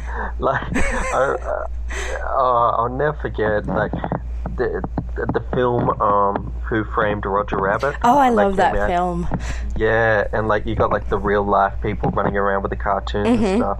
And over here in Australia, we have a theme park called Warner Brothers Movie World, and you know, their promo trailers for it, we're like, come meet your favorite Hollywood people like Bugs Bunny and Batman and Superman and all these Warner Brothers characters. But in the trailer, it was real life, you know, kids like, you know, shaking Bugs Bunny. Yeah, and when I was a kid, I think I went up there, I was about 8 or 9, like the first time it opened, and you know, you rock up to the theme park and it'll be this massive wall, of just, you know, like this massive wall and gate, and it was just like, come to Movie World, and I'd be so mesmerized thinking, what's behind that wall? And when I'd like walk in, I'm like, oh my God, I'm gonna meet Bugs Bunny and stuff, and it'll just be a guy in a suit, like a zip up, and I would honestly think that's where all the cartoons are. Like, I honestly thought, like, you know, they're all running around and stuff behind that wall, like these animations and stuff. And I couldn't put 2 and 2 together. And when I saw this man jump out in like a suit, it was like my mind triggered and knew, no, that's a guy in a costume. Like, where's the real Bugs Bunny? Yes, exactly. I would be the same way. And this, well, when I was younger, I went to a lot of funerals, and the one I remember the most is my Uncle Richie, who died of Agent Orange poisoning. When he was put in the box and everything, I was like, I miss the old Uncle Richie. I didn't realize, you know, he just died. I was like, I miss the old Uncle Richie. So it's like the same thing when you're like confronting things that are real, and you're like, but there was real people with cartoons before. Why isn't there cartoons out here now? It's you don't realize it's an effect. I think my favorite one I had was when I would look at my grandparents' photos or my parents' times photos. Everything would be in black and white because they didn't have color, and I was such a dumb kid. And like, I thought everyone back then was black and white. And we had this show over here in Australia called Art Attack, and it was like this kind of guy would use arts and crafts, kind of like Play School, where he'd use arts and crafts for kids. And this was early 90s, so the CGI wasn't that good. And he was the first ever episode, he was in black and white, and this CGI paintbrush came on the screen and coloured him in, and I thought, that's how we got colour. And that's how society became colourful. Yeah. Like before that episode, and before this guy existed, everything was black and white. That's actually cute. One of my favorite movies is actually Wizard of Oz. Yes. It's half black and white. Well, so or sepia, whatever. But like for the longest time, I thought they actually painted each thing to make that color, which it's not true. They didn't paint it. So what, did you think the same as a kid? Like, you thought everyone's black and white, and then what, colourful? No, I just thought that I thought they actually painted each little frame that they did in that film, because that's what the rumor was and that's what everybody thought, but it wasn't true. They actually used a camera that picks up color. It would be a lot cheaper to do it that way, even though I don't know which one was cheaper, but Walt Disney owned the rights to the color camera at that time, so it was really expensive to make it color.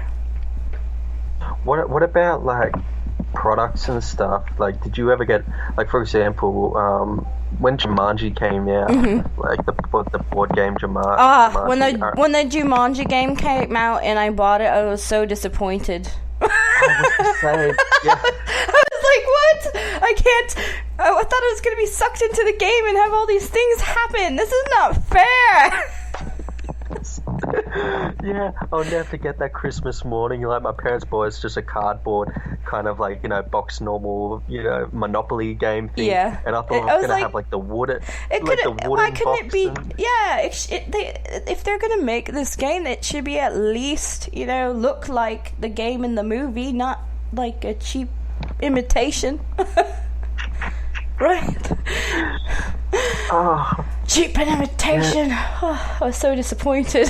I wanted real cool things to happen. I wanted it to be magical. Yeah, I know, right? Like just the visionary and the imagination of a kid's mind. Like, it's fascinating. Like, speaking of wrestling before, I mean, like Kane, like, obviously he's playing an act, but when I first became watching, I thought, that dude is physically burnt under that mask. Or like the Undertaker, that freaked me out. Like, the first ever buried alive match, obviously they probably got like a little thing below where they, and when I first saw a buried alive match and Undertaker gets buried and everyone's like, oh my god, he's dead, I thought, they've just killed someone on national TV. I'm actually fascinated with this wrestling show on Netflix called Glow, the female wrestlers back in the day. I never really liked wrestling before, but I really like ladies of, what is it? Forgot what it's called, but it's ladies of. It's called Glow, man. Some glorious ladies of wrestling. I don't know what the G is, but it was like, I really like it, and I really like the main character. She's real cool, and I was like, there better be another season. I want to know what happens. You can't do this to me. And then they came out with a season 3. I was like, thank you. And then I watched it all in one day, and I was like, crap. I need another season. You can't do this to me. How bad is that, eh? Like, when a season is that good and all they have is maybe a few episodes and you binge watch it in a day or a night, and it's like, hey, you gotta wait another full year for another season. It's like, oh, yous are dicks. I know. It's like, why'd you do this to me? It's like, you should have released this episode at a time, Netflix. What are you doing? Oh, God. I watched all that episodes in one sitting. Kind of like when they finally came out with the season 4 of Lucifer, because, they bought the rights to Lucifer, so they could do the 4th season. Yeah. And Hulu bought the rights to Veronica Mars, and I was like, and they just released it. I was like, I've been waiting for this show forever. And I was like, I tried to watch the first episode of season 4. I was like, I thought she was supposed to be in the FBI. That was what the teaser trailer was all about. I'm confused. I was like, is she in the FBI or not? I was like, this is not what's in the teaser trailer. I'm so confused. Well, they had the teaser promo episode, and I have all 3 seasons of Veronica Mars sitting on my shelf right now, and I was so confused that it wasn't the same as the promotional episode that they had for the next season. I was like, do you ever get heavily invested in a like a TV series? Like, you become a part of, I guess, the experience. Like say if it's like with me, for example, when Fresh Prince of Bel-Air came out, and the final episode, you know, where they all move on and, you know, they sell the house, and like Carlton Banks goes to college and Will goes somewhere else, and all this kind of stuff. It was, yes, it's a show and they're acting, but I felt physically emotional. I was like, the family's leaving. Like, it's like, I felt that way with Tim the Toolman Taylor. Tim Allen. What, tear up? Like, I could just pop in season 1 and like watch it over again, but it's like, I'm with the family. Where are you going? Yes, exactly. I felt that way with Buffy the Vampire Slayer. I really like that show, and then I felt like they ruined it with that last season. I was watching it, I was like, this is horrible. What did they do? I don't know if it's maybe my mind playing tricks on me, or if it was an actual episode of Buffy, but this was when I was back on TV, but she jumps into like it's like this energy kind of portal thing to like sacrifice herself, and then some dude with blonde hair or something creates a new clone Buffy, but she's a bitch and she's like an evil version of her. Was that a real episode, or was that all in my head, or am I getting it wrong? I'm not sure. I don't remember, but I do remember when she sacrificed herself into the portal so she could save her sister. That was the key to all the universe. So it's like, yeah, it was like, yep. That's all I remember about that plot. Okay, I was on the right track with that, but I swear there was a clone, because they missed her so much, and then the dude creates like a clone, but she's an evil one instead of the nice sweet. I don't know. All I know is that the season, like the last season, I didn't really enjoy, so I can't remember it that well. It's kind of like Xena and Hercules. They lasted so long, and then they got stupid. I was like, why are you doing this to me? Why are you doing this to me? I could watch Xena all the time, and then they ruined it at the end. And then they tried to make a new series or whatever. I really enjoyed Cleopatra 2525, and then they cut it short. They're like, no funding. Boop. Cancelled. I was like, what? You bring this show and you get me interested, and then you shut it off. How dare you? It's funny you say that, because that's what happened to the Game of Thrones fans. Like, there's all these memes getting posted up, like, you know, disappointed fans waiting 8 years for like that. And I'll never forget that my friend posted up this meme of The Sopranos. It's like, all you Game of Thrones fans complaining about a bad ending, could you imagine waiting 8 years of a great series, and then it just fades to black in mid dialogue? That's what literally happens. Like, they're sitting at like a cafe at the end of The Sopranos, and it shows the main character's face, Tony, and you think, crap, what's going to happen? And it just fades to black and the credits come up. And it's like, what the fuck? It's like, why did you do this to us? Yeah, it's like, did you just run out of budget, or he's just trying to piss off the fans? Yeah. It's like, but do you know how much money they spent on a Game of Thrones per episode? Holy shit. Per season, it was like $15 million at least. What? Yes. Jeez. That's a lot of money. I was like, God, I can't imagine what it would be like to have a $1 million budget, let alone 15. Oh, it's crazy, right? Like, I mean, and it's like, it's like, how do they afford that? I don't understand. Yeah, it's that's just a mind fuck. Like, I mean, that budget. Like, for example, Luke, in episode 7, where Ray hands him the lightsaber, and he turns around like, what was that? That was like Iceland or Finland. It's like George Lucas just calls him up one day. It's like, hey, we're shooting a 5-minute scene in Iceland. You want to fly there today? It's like, sure. It's like, what the Right. Yeah, it's just like, because they've got the money to do it, but, you know, to the independent market, it's like, oh, we got to scrap our change for, like, budget and, you know, films. And George Lucas like, oh, yeah, fly to Iceland in a day just to shoot a 5-minute scene and fly back to, like, LA. It's like, what the hell, you know? Well, it wouldn't be like that because of the hours, but you know what I'm saying? Yeah. So, yeah, I mean, that would be pretty cool, but... and jet lag and a half. I just don't understand how it works. Okay, so when I went to Iraq, it was like a really long plane ride. Like we went from Savannah to Atlanta, then we went from Atlanta to, well, Shannon, Ireland, or Frankfurt Airport, or Amsterdam. Those are 3 mid stops, and then we'd go to Kuwait, and then after all that we stayed in Kuwait for a few months, and then we go to Iraq. But that jet lag, the whole being in a plane, that whole ride, I couldn't stay awake. There was no staying awake on that long. I had an earache. I would ask for water, and I'd be passed out before I got my water. I think the main drama is the seats. I reckon they purposely make seats like that to make a torturous trip. Like, most plane seats are horrendous. I mean, they packed us in like sardines on a 3-story plane, a 747.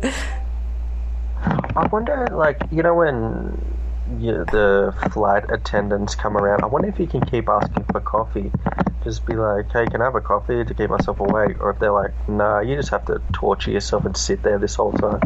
I do know they gave us some meals. I remember eating meals on the plane. I don't remember much else. I do remember asking for water and falling asleep before I got my water. That's all I remember. You can fall asleep sitting up, just like sitting up straight with a stiff back. Yeah. Can you do that? I used to. Well, when I first joined the army and I was in basic training, I would fall asleep in formation. I was standing up. What? Yes.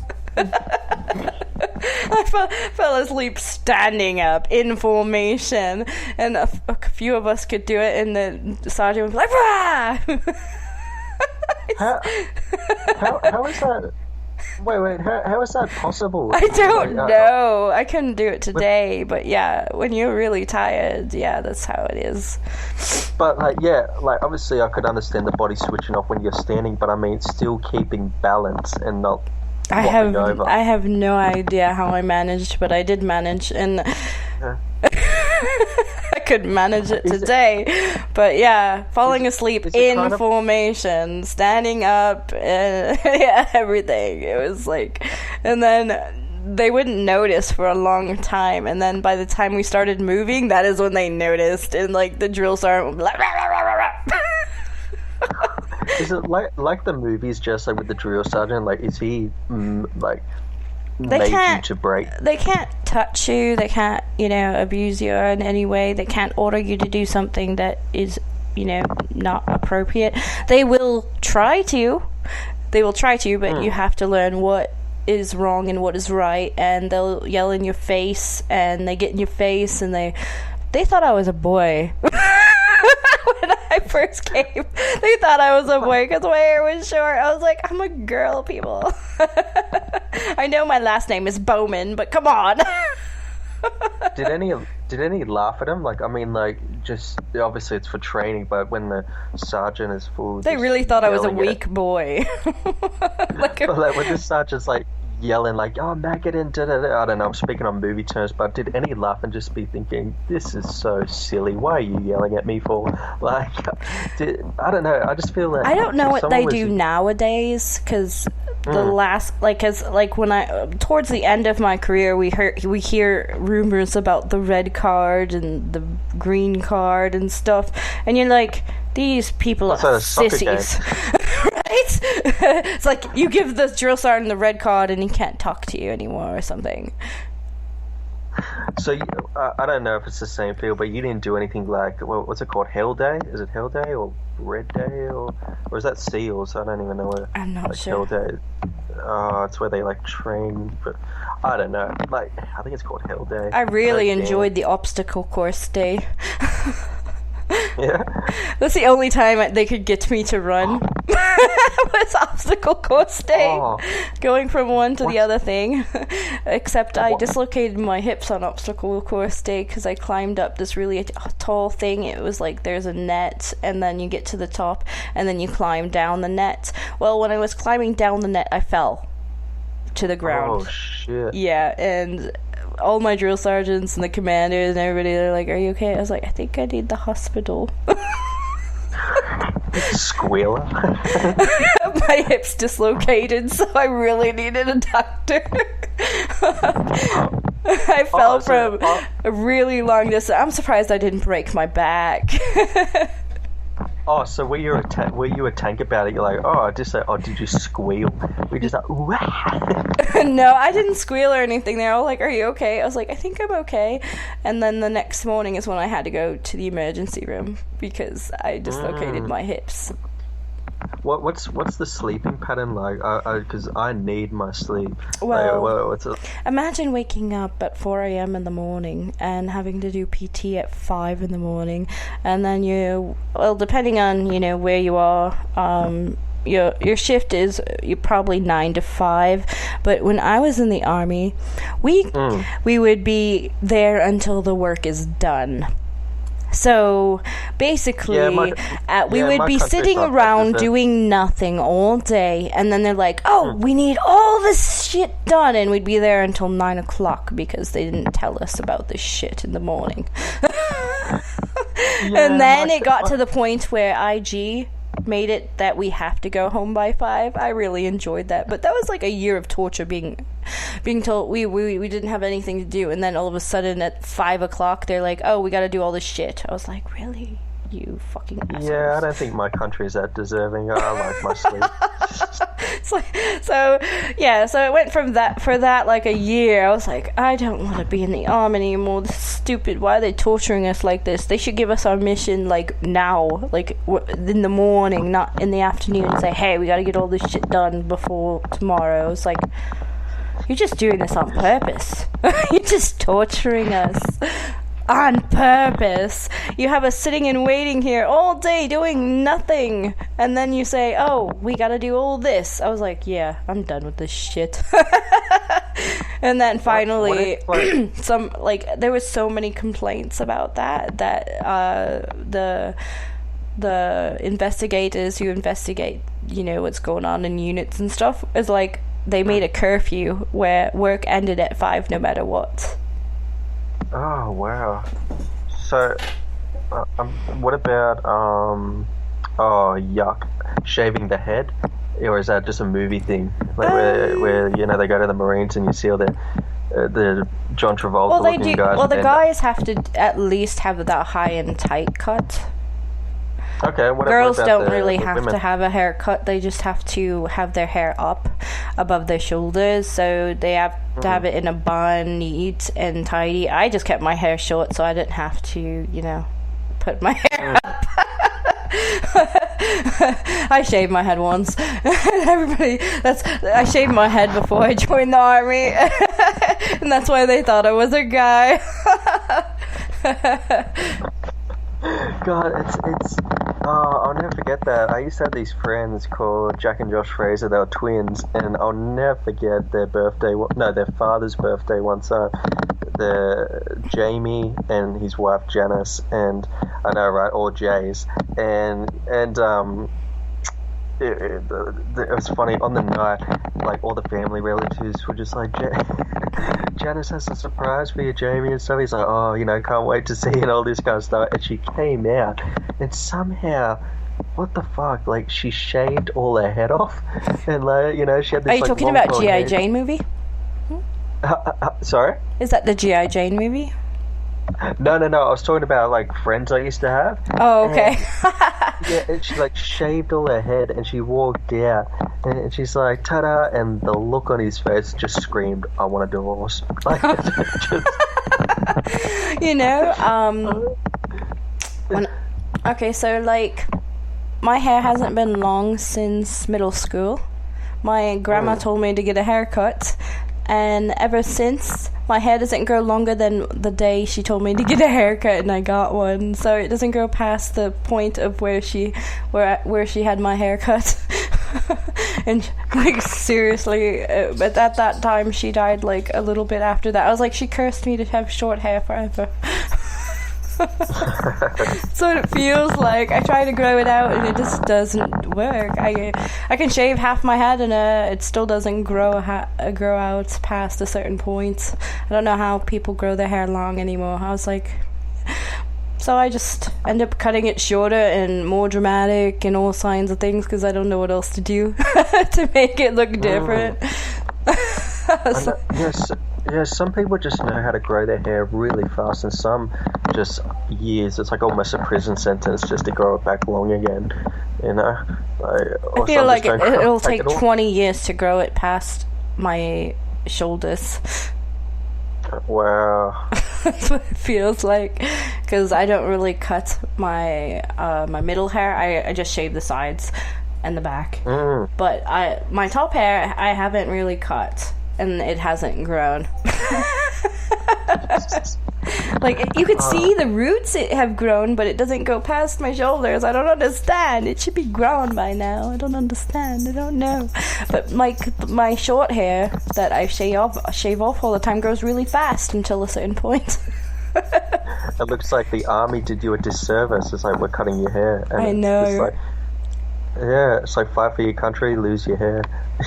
Lost but I love my hair. Oh. I can wear wigs though, so it's like, whatever. Oh, if you find a good one though, there's so many flops on it. Do you wear a wig? No, you don't wear a wig? No. I know I used to wear wigs all the time because I couldn't dye my hair different colours, so I wear different coloured wigs. Everybody's like, whenever I was outside of the uniform, they all thought I was cosplaying because I totally transformed. I have to say, the one thing I love about where was I going with that? Oh yeah, marine women is the look, like that, the whole black tank top and the camo cargo pants. I swear it wrapped the fucking legs around my neck and choke you to death. What? At least he died peacefully. A praying mantis approach of the love life. I would never. I can't remember what the film was, but it was like they just got the perfect actress for the role and stuff, and it just had the look. And I was like, why do you have to be a movie? Be real life. I joined the Marine Corps then, and it's like, no. You're like, no, not today, not today. No, my country's not risking love,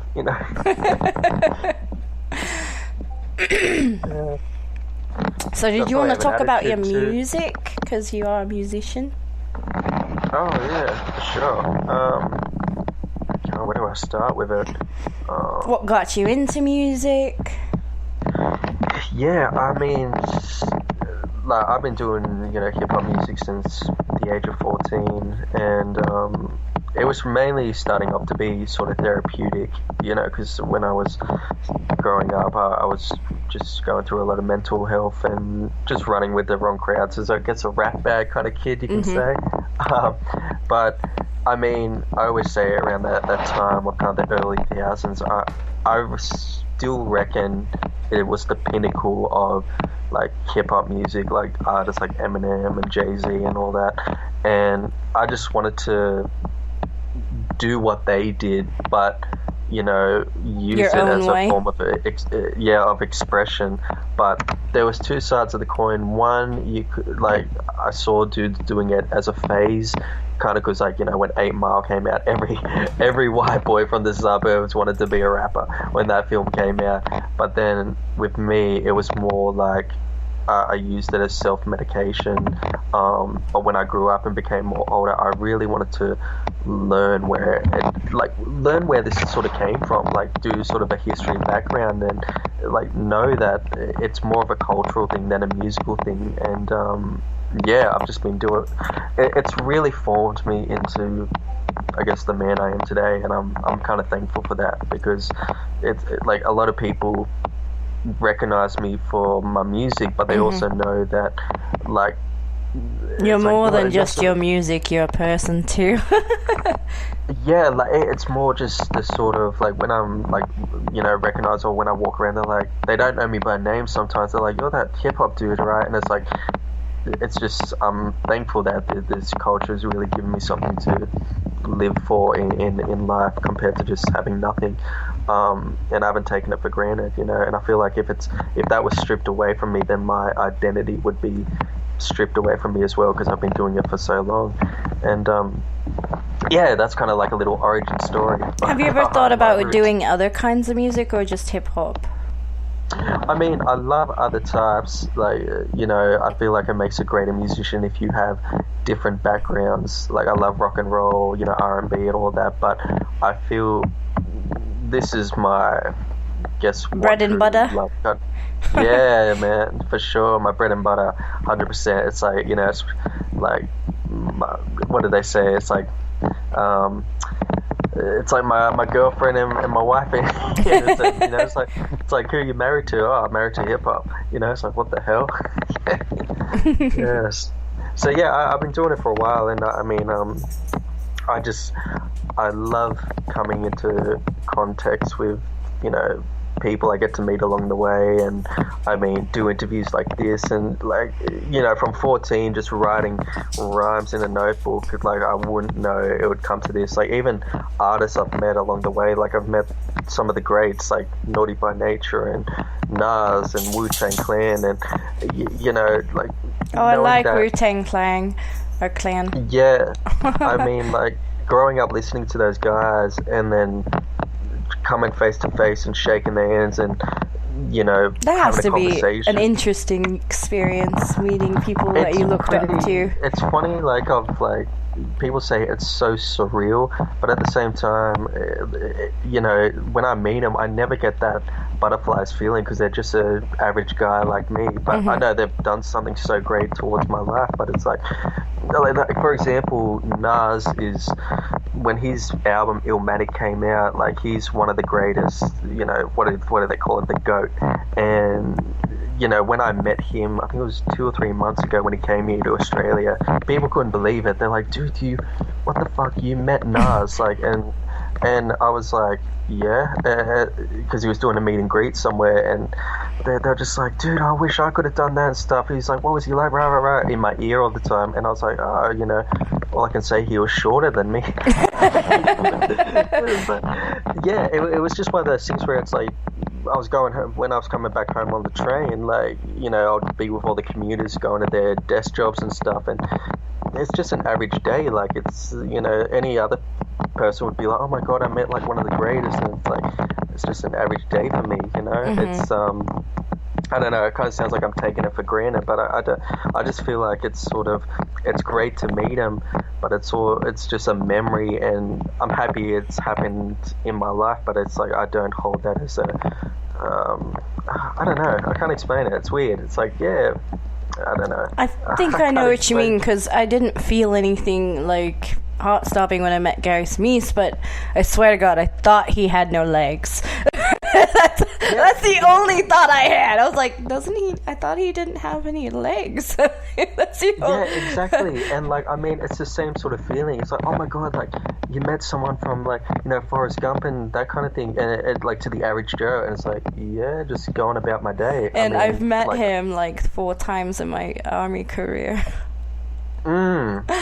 Yeah. The first time was surreal because I swear to God, I thought he didn't have real legs. The second time I was like, oh, hey, nice to see you. Third time I was in Iraq. So it was interesting to meet him with, like, because, you know, he's supporting the troops. He does the USO thing. He does Lieutenant Badan Band because he likes, you know, giving us some, you know, the opportunity to have music, and you know, he donates his time to us. I really enjoy that. And then, you know, we had I forgot, WWE come over to... I was gonna bring that up, Jess. I swear, you just get the most B-greatest wrestlers go over there to meet the troops. Like, I think once in a full moon you get John Cena or something, but like, it's like, hey, you know, support the troops. And I said, oh, that's great, WWE. Who are they putting on it? And it's like, I don't know, whatever his name is. I think it's The Miz or something, which is like the most B-grade thing. Is like, where's Undertaker? Like, where's Kane? Like, where are these guys that are superstars? Like, not these independent routine. And it's just like, where's John Cena? We're fine for the country. It's like, oh, we couldn't get his budget at the time. Well, the thing is, most of those people who do come over don't pay, like, they don't pay for them to come over. They just come over.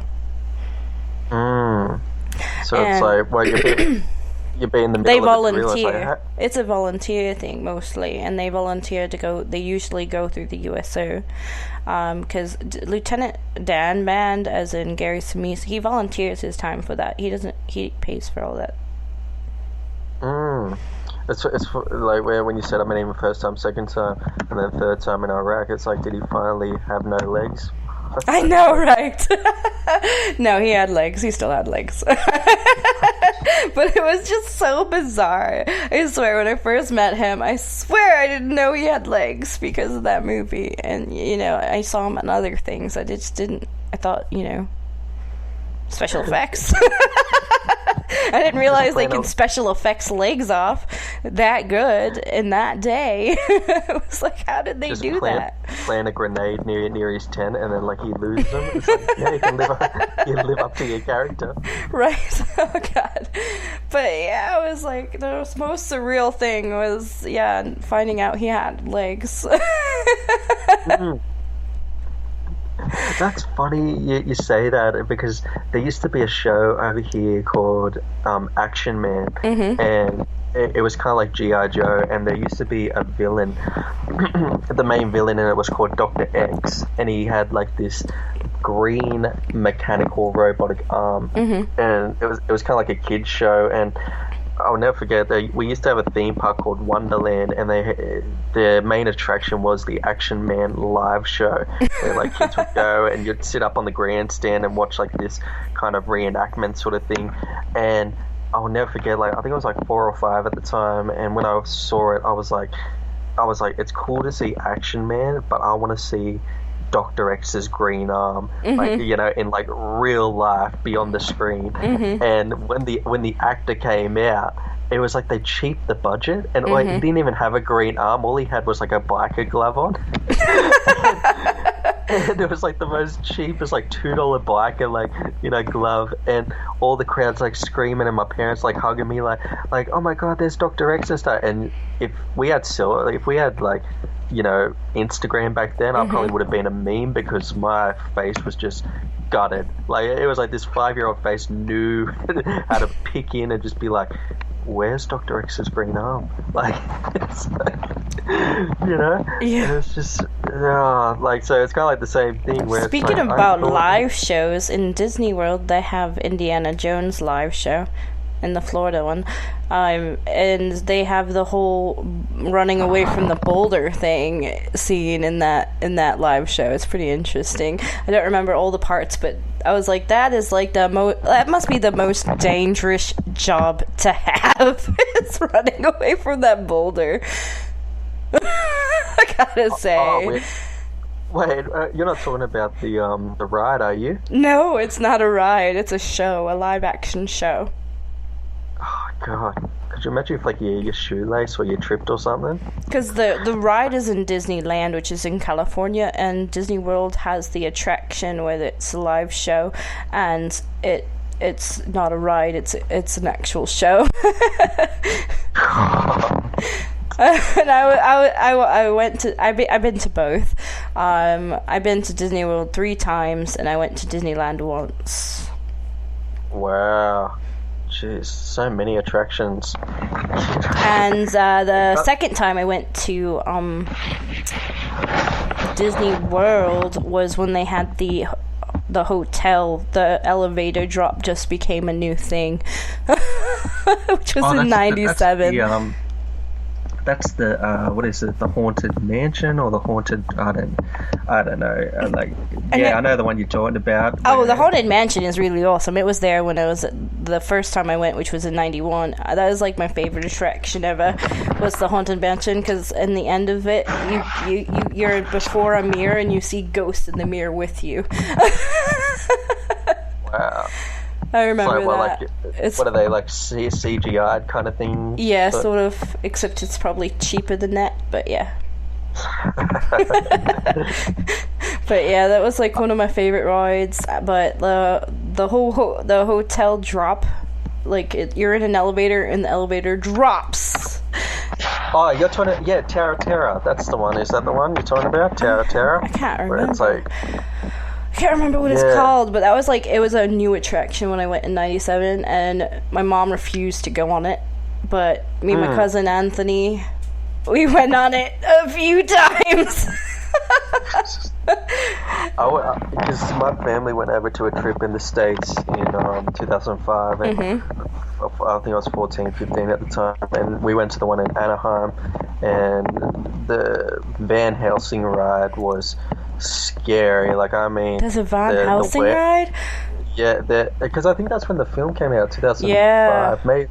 Yeah, and like you would, it was kind of like a maze where you walk through, and it's all dark, and you walk through Dracula's, castle. The castle, but like the laboratory and stuff where he creates the werewolves, and there'll be guys dressed up in the big massive werewolves, and they'll have red eyes. So it's like a haunted house. Yeah, kind of thing, and oh god, it was so creepy. Like, I mean, because you'd be walking in pitch black, and next minute this furry guy would like just grab a hold of you in this werewolf costume, and it's like, geez, no wonder I didn't shit my pants. The life of me. What happened? I remember when I was younger, I really liked going to haunted houses, which is where they intentionally try to scare you. I really like that. However, by the time I got to like age 7, I started fighting back. So like when this guy came at my mom with a chainsaw, I kicked him in the balls. You sound like me on the Van Helsing one. Like the final exit, it would have that little fire escape exit up the top, and I'll never forget, it was like this railing, and with the railing there was like this massive werewolf clawing at me. It's like, you have to get past me to get to the exit door. And my dad's like, come on, he won't attack you. And I remember just standing there and being like, fuck off. But I literally kicked him in the balls, and like, she's not allowed to come back. I was like, what? I'm sorry. You scared me. Reaction. So yeah, natural reaction is to, I was like, you better be wearing a cup if you're gonna be doing this horror thing, because otherwise you're gonna get kicked in the balls. Because I don't know how to, turn off my natural reaction to fight back. It's so funny when you see like an old couple or something, like once in a full moon, go on one of those rides, and you think, shit, are they gonna have a heart attack? Like, yes. Just like jumping out at them. I'll never forget it. There was this one time, the woman looked about 80 or maybe 90, and she went on one, and she came out of the sliding doors in the little cart, and she was white as a ghost, and I thought, crap, like, get the medics, I think she's dead. Oh god. And roller coasters are my favorite type of ride, at least when I was younger. Roller coasters, I was like, and I've had friends that are terrified of them and refuse to go on them. I was like, you're not my friend anymore. What the fuck? It's like, how can you not go on a roller coaster? I was like, I loved roller coasters because horror movies, don't really scare you, and the adrenaline rush doesn't come anymore. So what do I do to get that adrenaline rush? Go on a freaking roller coaster. Roller coaster, any ride I can do. Roller coasters, yes, but the ones I can't do is the giant drops when they just, you go up on the tower and then they just dunk you right down. I can't do that. Like, even stuff like bungee jumping and stuff, it's like, nah, full panic attack. I've never done a bungee jump, but I always wanted to try it. But then again, I was like, but what if it breaks? I just think of all the possibilities of what could go wrong, and it's like, it's like, yeah. So it's like, it's more likely to break than a roller coaster, even though, the rickety old roller coasters are really scary because they can fall apart. But for some reason that seems more safe than a bungee jump. I've never done that. It's like those shows like The Amazing Race, and when they travel the world for obstacles, and you see that one episode where they got to do something like jump out of a plane or bungee jump to get the next clue. And that's why I don't apply for those shows, because I feel like if I got chosen and it's like, yep, today you got to do a bungee jump for $500,000, it's like, what's more riskier, my phobia or the film? Exactly. It's like, I always wanted to be on Guts though. Wait, what was that? Nickelodeon Guts show. I think it was Guts. No, I never heard of it. Guts. Yeah. Then there was. I know the green slime, like that, where it's like they do it at the show. Double Dare. Oh, that would. And then the Hidden Temple one I really enjoyed. But yeah, the Guts one involved like climbing up to the mountain to the top with a bungee cord, and you're like trying to reach the top and stuff. And it just sounded more like all the obstacles and things that they had to do looked really physical, but it also looked fun. And I was like, I want to do that. It kind of like Wipeout, but for kids. Oh yeah, Wipeout. Yeah, we've got that over here as well. Yeah, but I swear, like they just things with heights to that nature is just that's a no go for me. maybe someday, but no. Like the one that we have here in Australia, Dreamworld, like that thing is probably skyscraper level, and I'm like, people are like, yeah, let's go on it, and I'm just like, yeah, let's not do that today. But no thank you, it just doesn't seem feasible. All the things that can go wrong. My favorite ride though is the boat. Is it what you mean, the pirate ship thing? Yes. Is that when it goes like it rocks. Yeah. It's like a giant swing that fits like 50 people on it. Oh yeah, easily. I can easily do that. And I really enjoyed the rocket one, and it stays upside down for a while. You just hang there? Yeah. See, that's the thing, like, also, I think it's either SEALs or maybe it could be more intense armies where they do the halo jump. They just jump out of the plane and stuff and, land. See, I'd be one of those, you could make a comedy series on me, like, I'd be one of those ones where all the Marines are jumping out, they're like, see you down below, man, see you. And I'll just be like, yeah, I'm going down with the plane. Yeah, I'm not going to do that jump. I'm going down with the plane. Sorry. I'd rather take my chances with my feet on the plane than I would jumping out of it. No, thank you. Just knowing my luck, I'd pull the parachute thing. Yeah, the parachute in, it wouldn't even come out. You're like, why me? And there's a backup one, and it's a pillowcase. You're like, shit. What do I do now? I don't know. Spread your wings and fly away. Meditate like a Jedi. I'll just if that happened, I'll just be like midair and I'll just meditate like Qui-Gon Jinn in episode 1. When he just meditates. Yeah, I feel like accept it. I have to accept my fate of death. Fuck. But you know what? The falling might be okay. It's just the landing that will kill you. Yeah, I wonder if you would feel it before you would go. That's the weird thing. You'd feel like that impact before you would die. I don't imagine it would feel good. Or it could, or your brain could just automatically turn off the pain sensors and you automatically instantly death. I don't know. Mate. Yeah. Just morbid thoughts to think about. What are we talking about? We're talking about jumping out of an airplane without a parachute. What? All this talk about death first it started with Johnny Depp dying in miles. Johnny Depp, you better not die, I swear to God.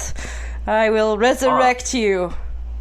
Oh, he will. No, wait till November hits. It's just November and he's gone. Like, he's a goner.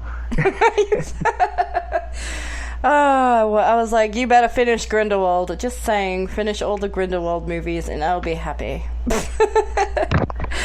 God, he makes an excellent evil bad guy. Just saying. Oh, Lord. Grindelwald. And a creepy Willy Wonka as well. With that.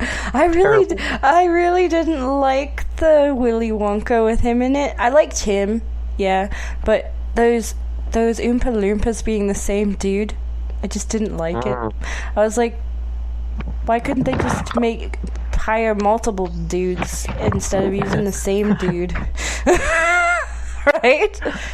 I've never seen a man with an orange fist before. I was like, I don't know. I think it would have been cheaper just to hire more than one actor. I don't know, but having one actor play all those parts, it's just... I think one of the best lines in Gene Wilder's Charlie and the Chocolate Factory was, I love it when they're trying to sign the contract to get into it, and it gets smaller and smaller, and then the car salesman, like he's like the stingy dad, he goes, Violet, don't sign it. It's like, if she doesn't sign it, she's not coming in, and he's like, no, what does he say? He's like, yeah, the contract rules are rules. He's like, don't talk to me about contracts, Wonka. I use them for suckers. Yeah,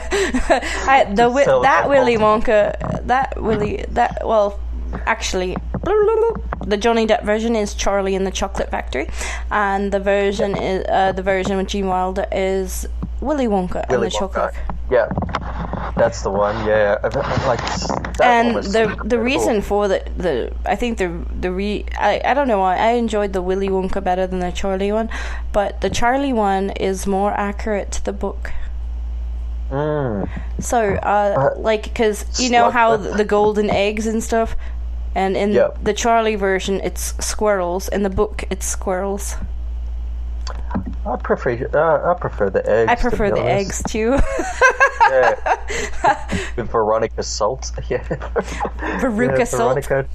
Yeah, Charlie Bucket and Grandpa Joe. Joe.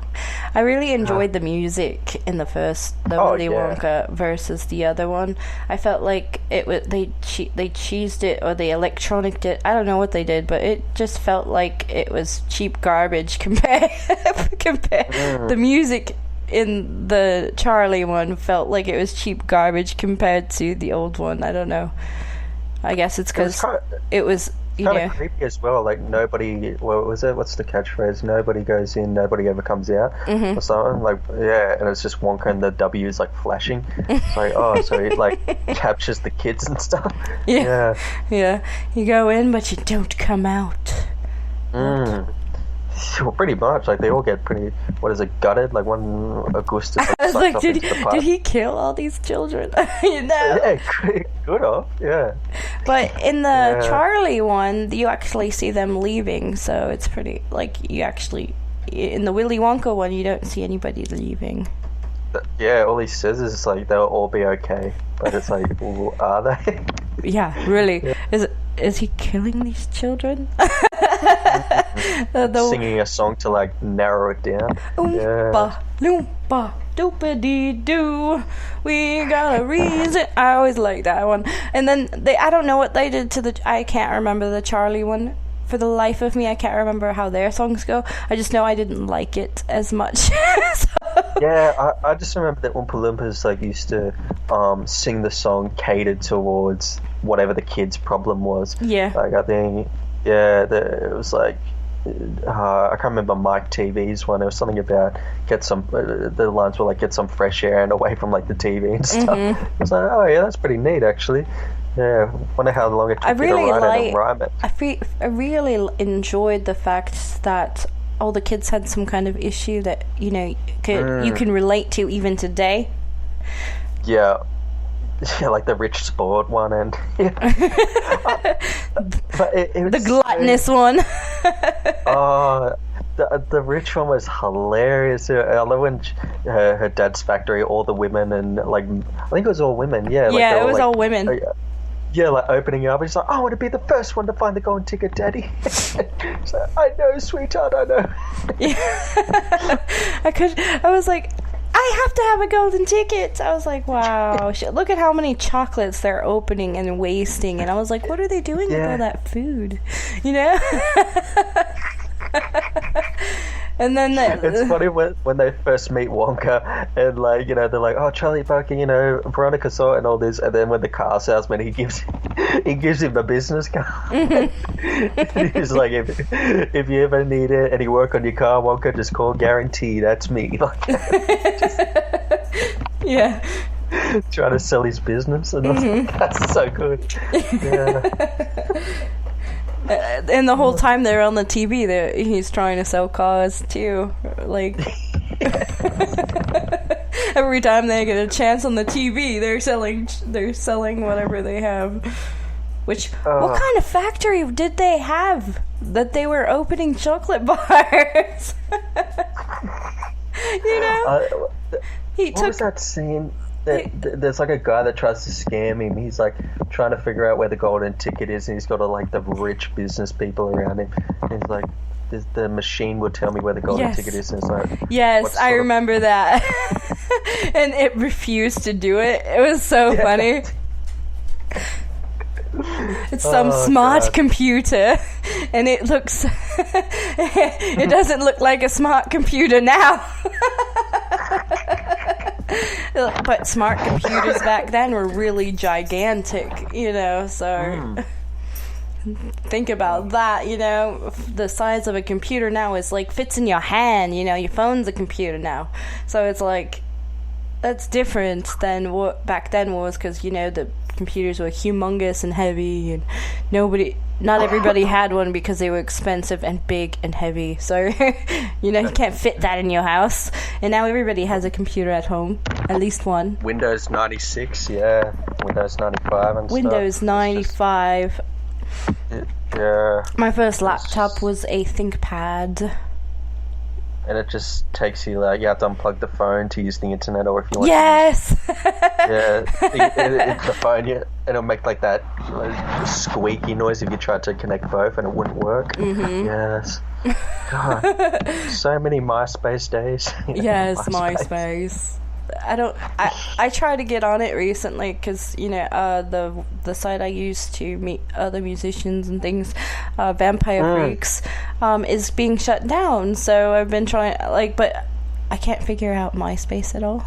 I don't know if it's because they stopped using the codes and stuff, but I made an account and I couldn't get on it. I was like, how do you make a bloody profile? I know, it's all weird now. Like, I did the same thing. Like, you sign in and there's like a column bar, and it's just, I don't know. Like, I know Justin Timberlake bought the rights to it, and he's probably done fuck all.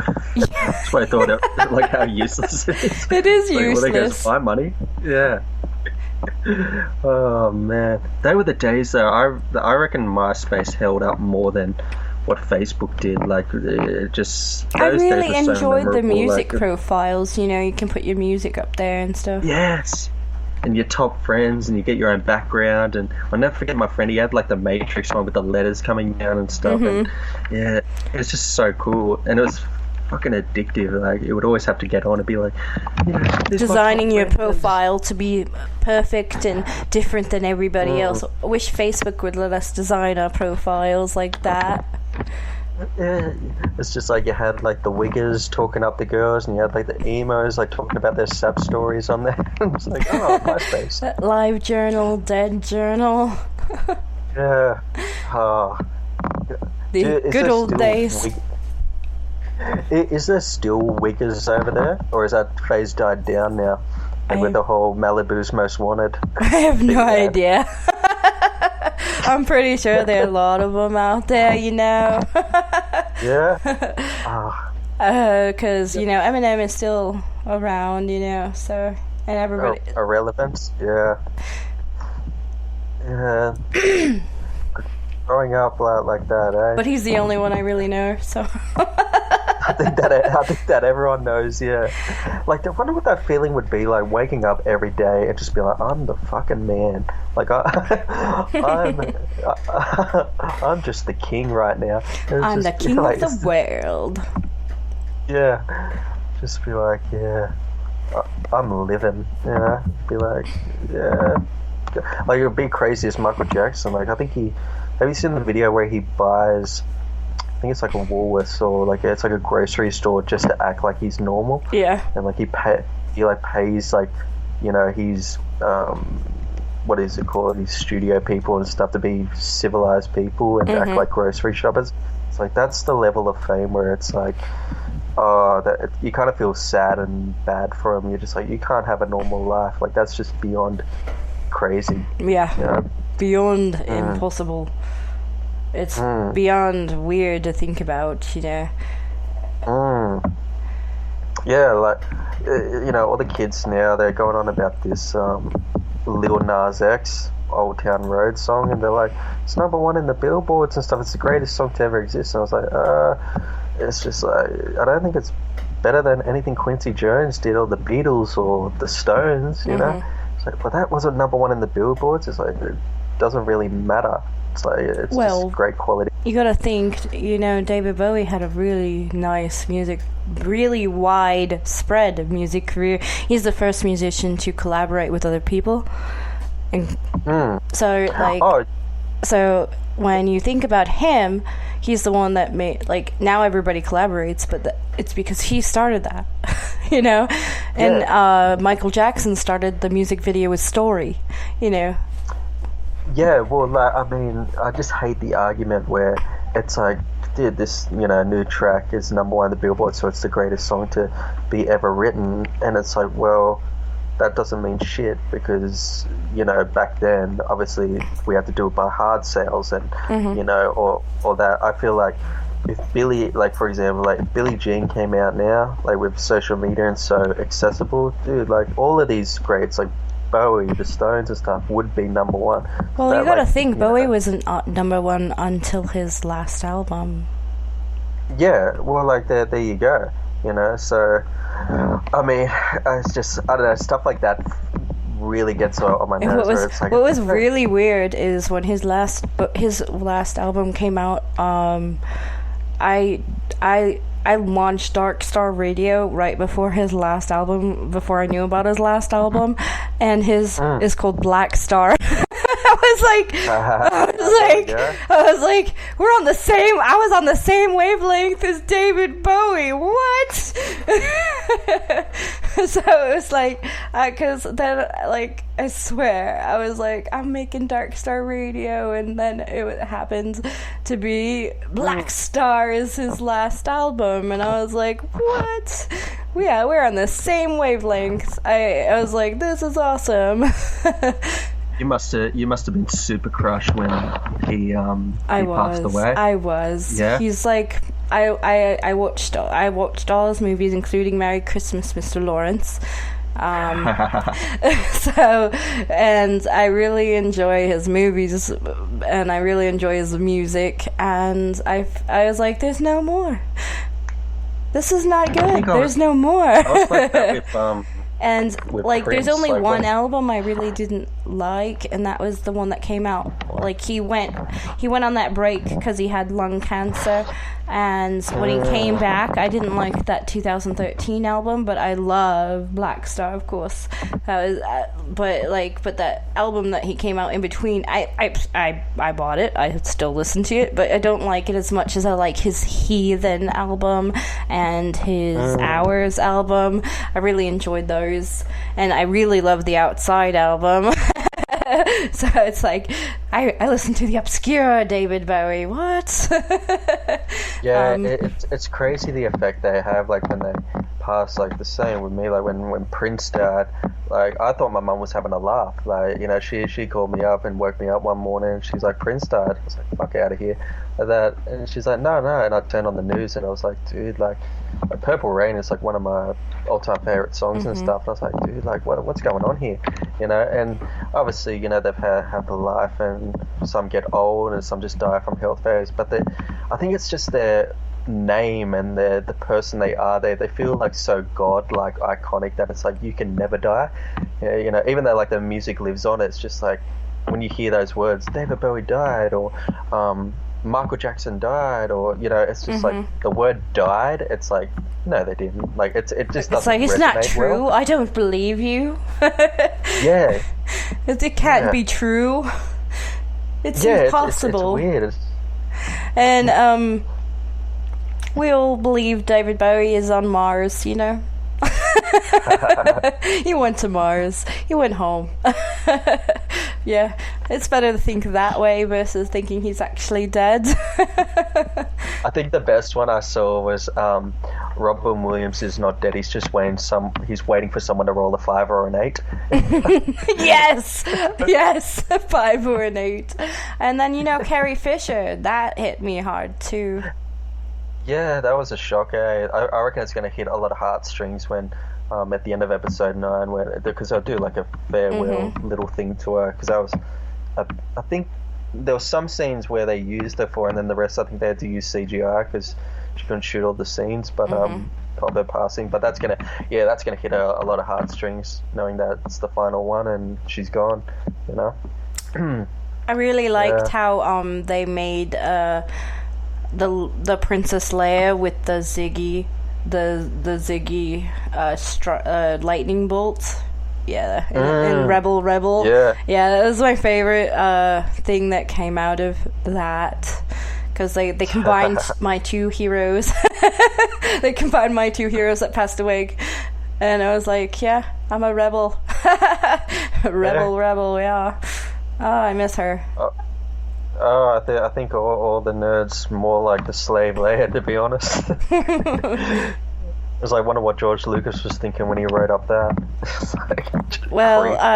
Yeah, if you you watch Scream, she was in there, you know. She actually she makes fun of herself. Whoever sleeps with George Lucas first. Yes. But like, if you read her book, it was really like that.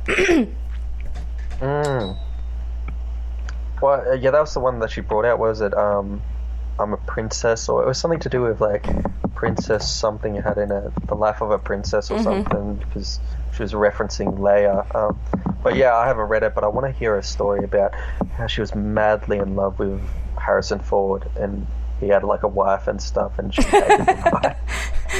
Yeah. So what is it, like 30 age difference or 20 age difference or something? She was a teenager when she did like Return of the Jedi and all those things, and he was like a late man, you know. Yeah. And he's still making movies, you know. Yeah. And Princess Leia died. You're like, what? You're like, and she wanted to continue making the movies too, and Harrison Ford's like, kill me. Yeah. He's like, I don't want to do these movies anymore. Kill me. I was like, really? It's like, the one that wants to stay alive is dead, and the one who's like, kill my character off is still, you know. Yeah, in the fictional world, just kill him off. Yeah, it's just. And next up, Luke dies in the movie, but not in real life. But the next one though is called Skywalker Rising. Oh. And there's all the, you know, the fan theories and stuff of them, like, you know, there's all these sort of theories of who's going to be in it and stuff, and it's like, oh yeah, you know. All I can think of is who is Rey's parents. Yeah. it could possibly be Obi-Wan. I was thinking more of the lines of Luke, but at least him, just him. I don't know, because Anakin just had his mom, so maybe just that's Luke. I don't know. But I was like, I love how all the Jedis talk and stuff. How like they talk with that monotone of just very, very posh and very British. It's like, it's not the Jedi way, Yes. Do or do not. There is no try. Yes. Oh god. Yeah, but like with Rey, like I mean, obviously, did you see the trailer and stuff? Like, I saw the trailer when I watched Endgame, and I was like, "Why did they show me this trailer? And it's not coming out till Christmas." Yeah. Oh, no, did you see the recent one they brought out where it's like there's like a dark side Rey and everything? Did you see it? No, but I saw the Mandalorian trailer. Oh yeah, the Mandalore. Yeah, I don't know. Like, I mean, I don't think it's I liked the Solo movie. Did you? Okay, yeah. And the girl from who plays the mother of dragons, Daenerys, is in it. So yeah, definitely. I was like, I know her from somewhere.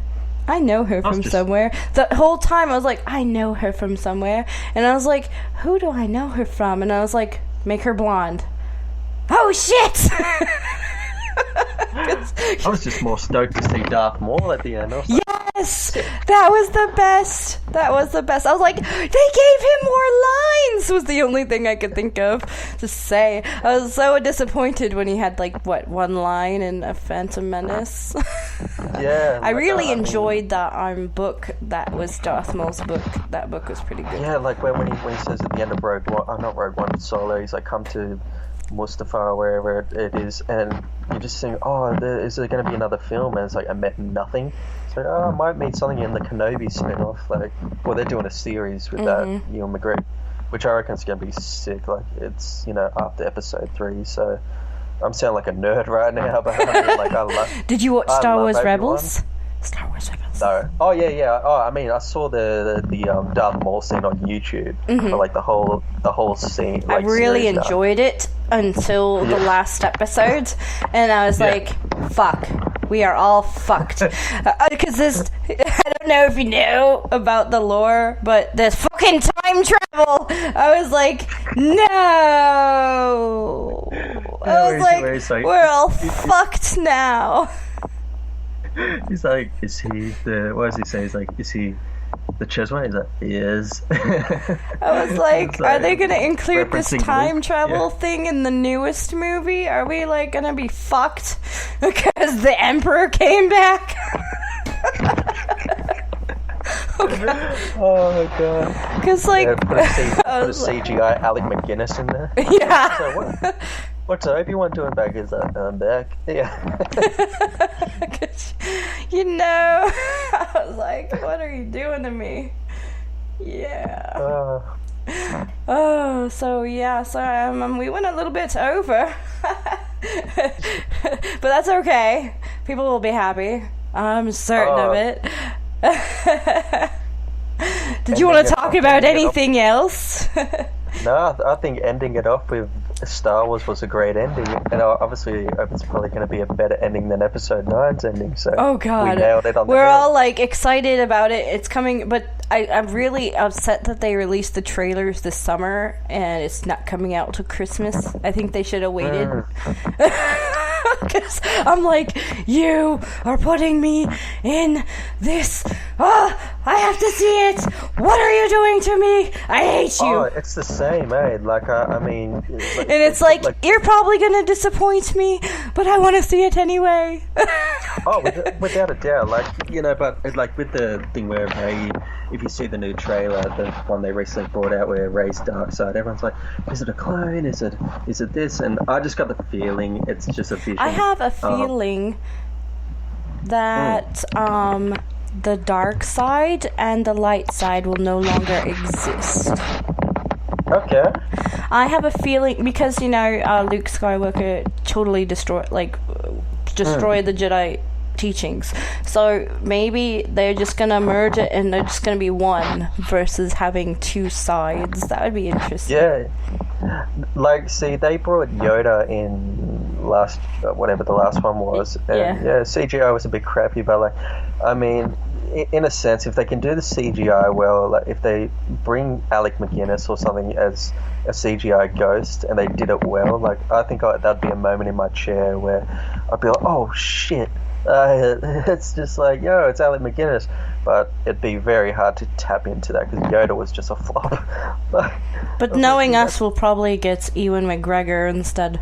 No, that just wouldn't. That would not look right. Well, look what they did to the new remastered version. The end of the movie, they brought the new people back. Yeah. Like, I was like, that does not compute. They shouldn't be that young, etc. They should be, you know. I was really disappointed when they brought. I was like, I guess before they turned to the dark. Well, I was like, but Obi-Wan should still be old because he was still with the light the whole way. So why is he so young? I don't understand. Or just bring Qui-Gon back? It's just like, what Qui-Gon. Qui-Gon. I really enjoyed Liam Neeson in that movie. Yeah. That was the first time I noticed who Liam Neeson was Qui-Gon Jinn, and then I just spotted him. I was like, it's Qui-Gon! It's Qui-Gon! Every time I see him in another movie, it's Qui-Gon! And he's like, I'm going... if you... well, that Taken movie, man. He's famous for the Taken movie now. Yeah, that's what everyone knows him for, Taken, and it's like, nah, you just didn't see him as Qui-Gon. Yes, Qui-Gon Jinn. Qui-Gon Jinn, episode 1. Oh god, they were the days. Yeah. So yes, we're ending our note with Star Wars. How about that? You recognize everybody loves Star Wars. At least anyone who listens to Dark Star Radio is probably a Star Wars fan because, you know, that's how I came up with the name. Death Star, Dark Star, you know. I didn't want to call it Death Star Radio, so I made it Dark Star Radio. And then all of a sudden, David Bowie comes out with Black Star. I was like, damn, we're on the same wavelength. But yeah, I was like, I am a total, you know, fan of Star Wars, and I wanted my radio to have a star in it, so I decided, since I'm more of a dark sider, Dark Star Radio it was born. So guys, you joined us for Aimless Banter. Whoever's tuned in and whoever's going to be tuning in when I put this on SoundCloud, you had me as your host, Jessica Darkstar, obviously. Hello, I own Dark Star Radio. And we had Mugzy, who's a rapper from Sydney, and he's really awesome. You should check out his stuff, and you can give your page out if you like, or anywhere you can purchase your music and stuff. Mugzy? Absolutely, Jess. Once again, thanks for having me on the show. And it wasn't even really an interview, it was just more a fun, in-depth convo, which is about pop culture and a whole lot of laughs. But yeah, check my page out at Mugzy, Mugzy, and hit me up there. That's my main platform I use. So thanks once again. Yep, the show is actually informal and we don't do the interview thing, but it's really fun and you get to know your people better that way. So if you want to be on the show, you can always email me, or you can hit me up on Facebook or LinkedIn. That's where I usually get all of my people. We have a Aimless Banter Facebook page. You can book your own show if you like. Just, you know, once you hit that booking screen, you can I get the notification, and if the time is actually wrong, I will fix the time. So, and I don't know why, but we had problems with this, didn't we, Mugzy? I couldn't figure it out. That's right, 15 hours time difference. It's a nightmare sometimes. I know. So I hope you guys have fun, and feel free to listen to Dark Star Radio 24/7, 365. There's always music on the radio, and I have my Aimless Banter show 2 days a week. And obviously, I think it's we started at 9 a.m. for you, huh, Sydney? That's it, 9 a.m. and now it's almost 15 minutes away from 12 a.m. No, is it 12 a.m.? 12 p.m. Yeah. So 12 p.m. yeah, so we went a little bit over, but that's okay. We had fun, and you know, it tends to happen that way with me. So if I might say it's 2 hours, but if we're really in depth in conversation, we'll keep it going. So I hope you guys enjoyed the show, and if you ever want to be on the show, you don't have to be a celebrity or anything. You can always just talk to me, you know. You can be a normal, average person who just likes to play video games or has a really neat hobby you just want to just talk about, you know. You can be just anything, really. I know, but I've been having some celebrities on the show lately, but you know, you can be an ordinary person. I promise. I don't bite. I know.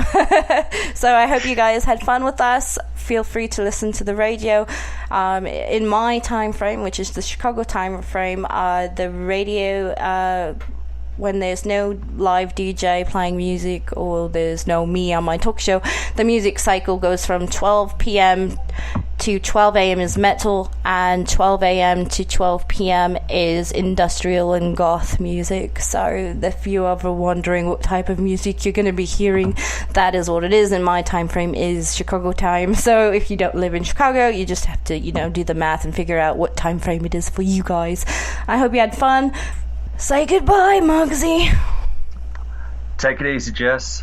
All the best. All right. Thanks for being on the show today.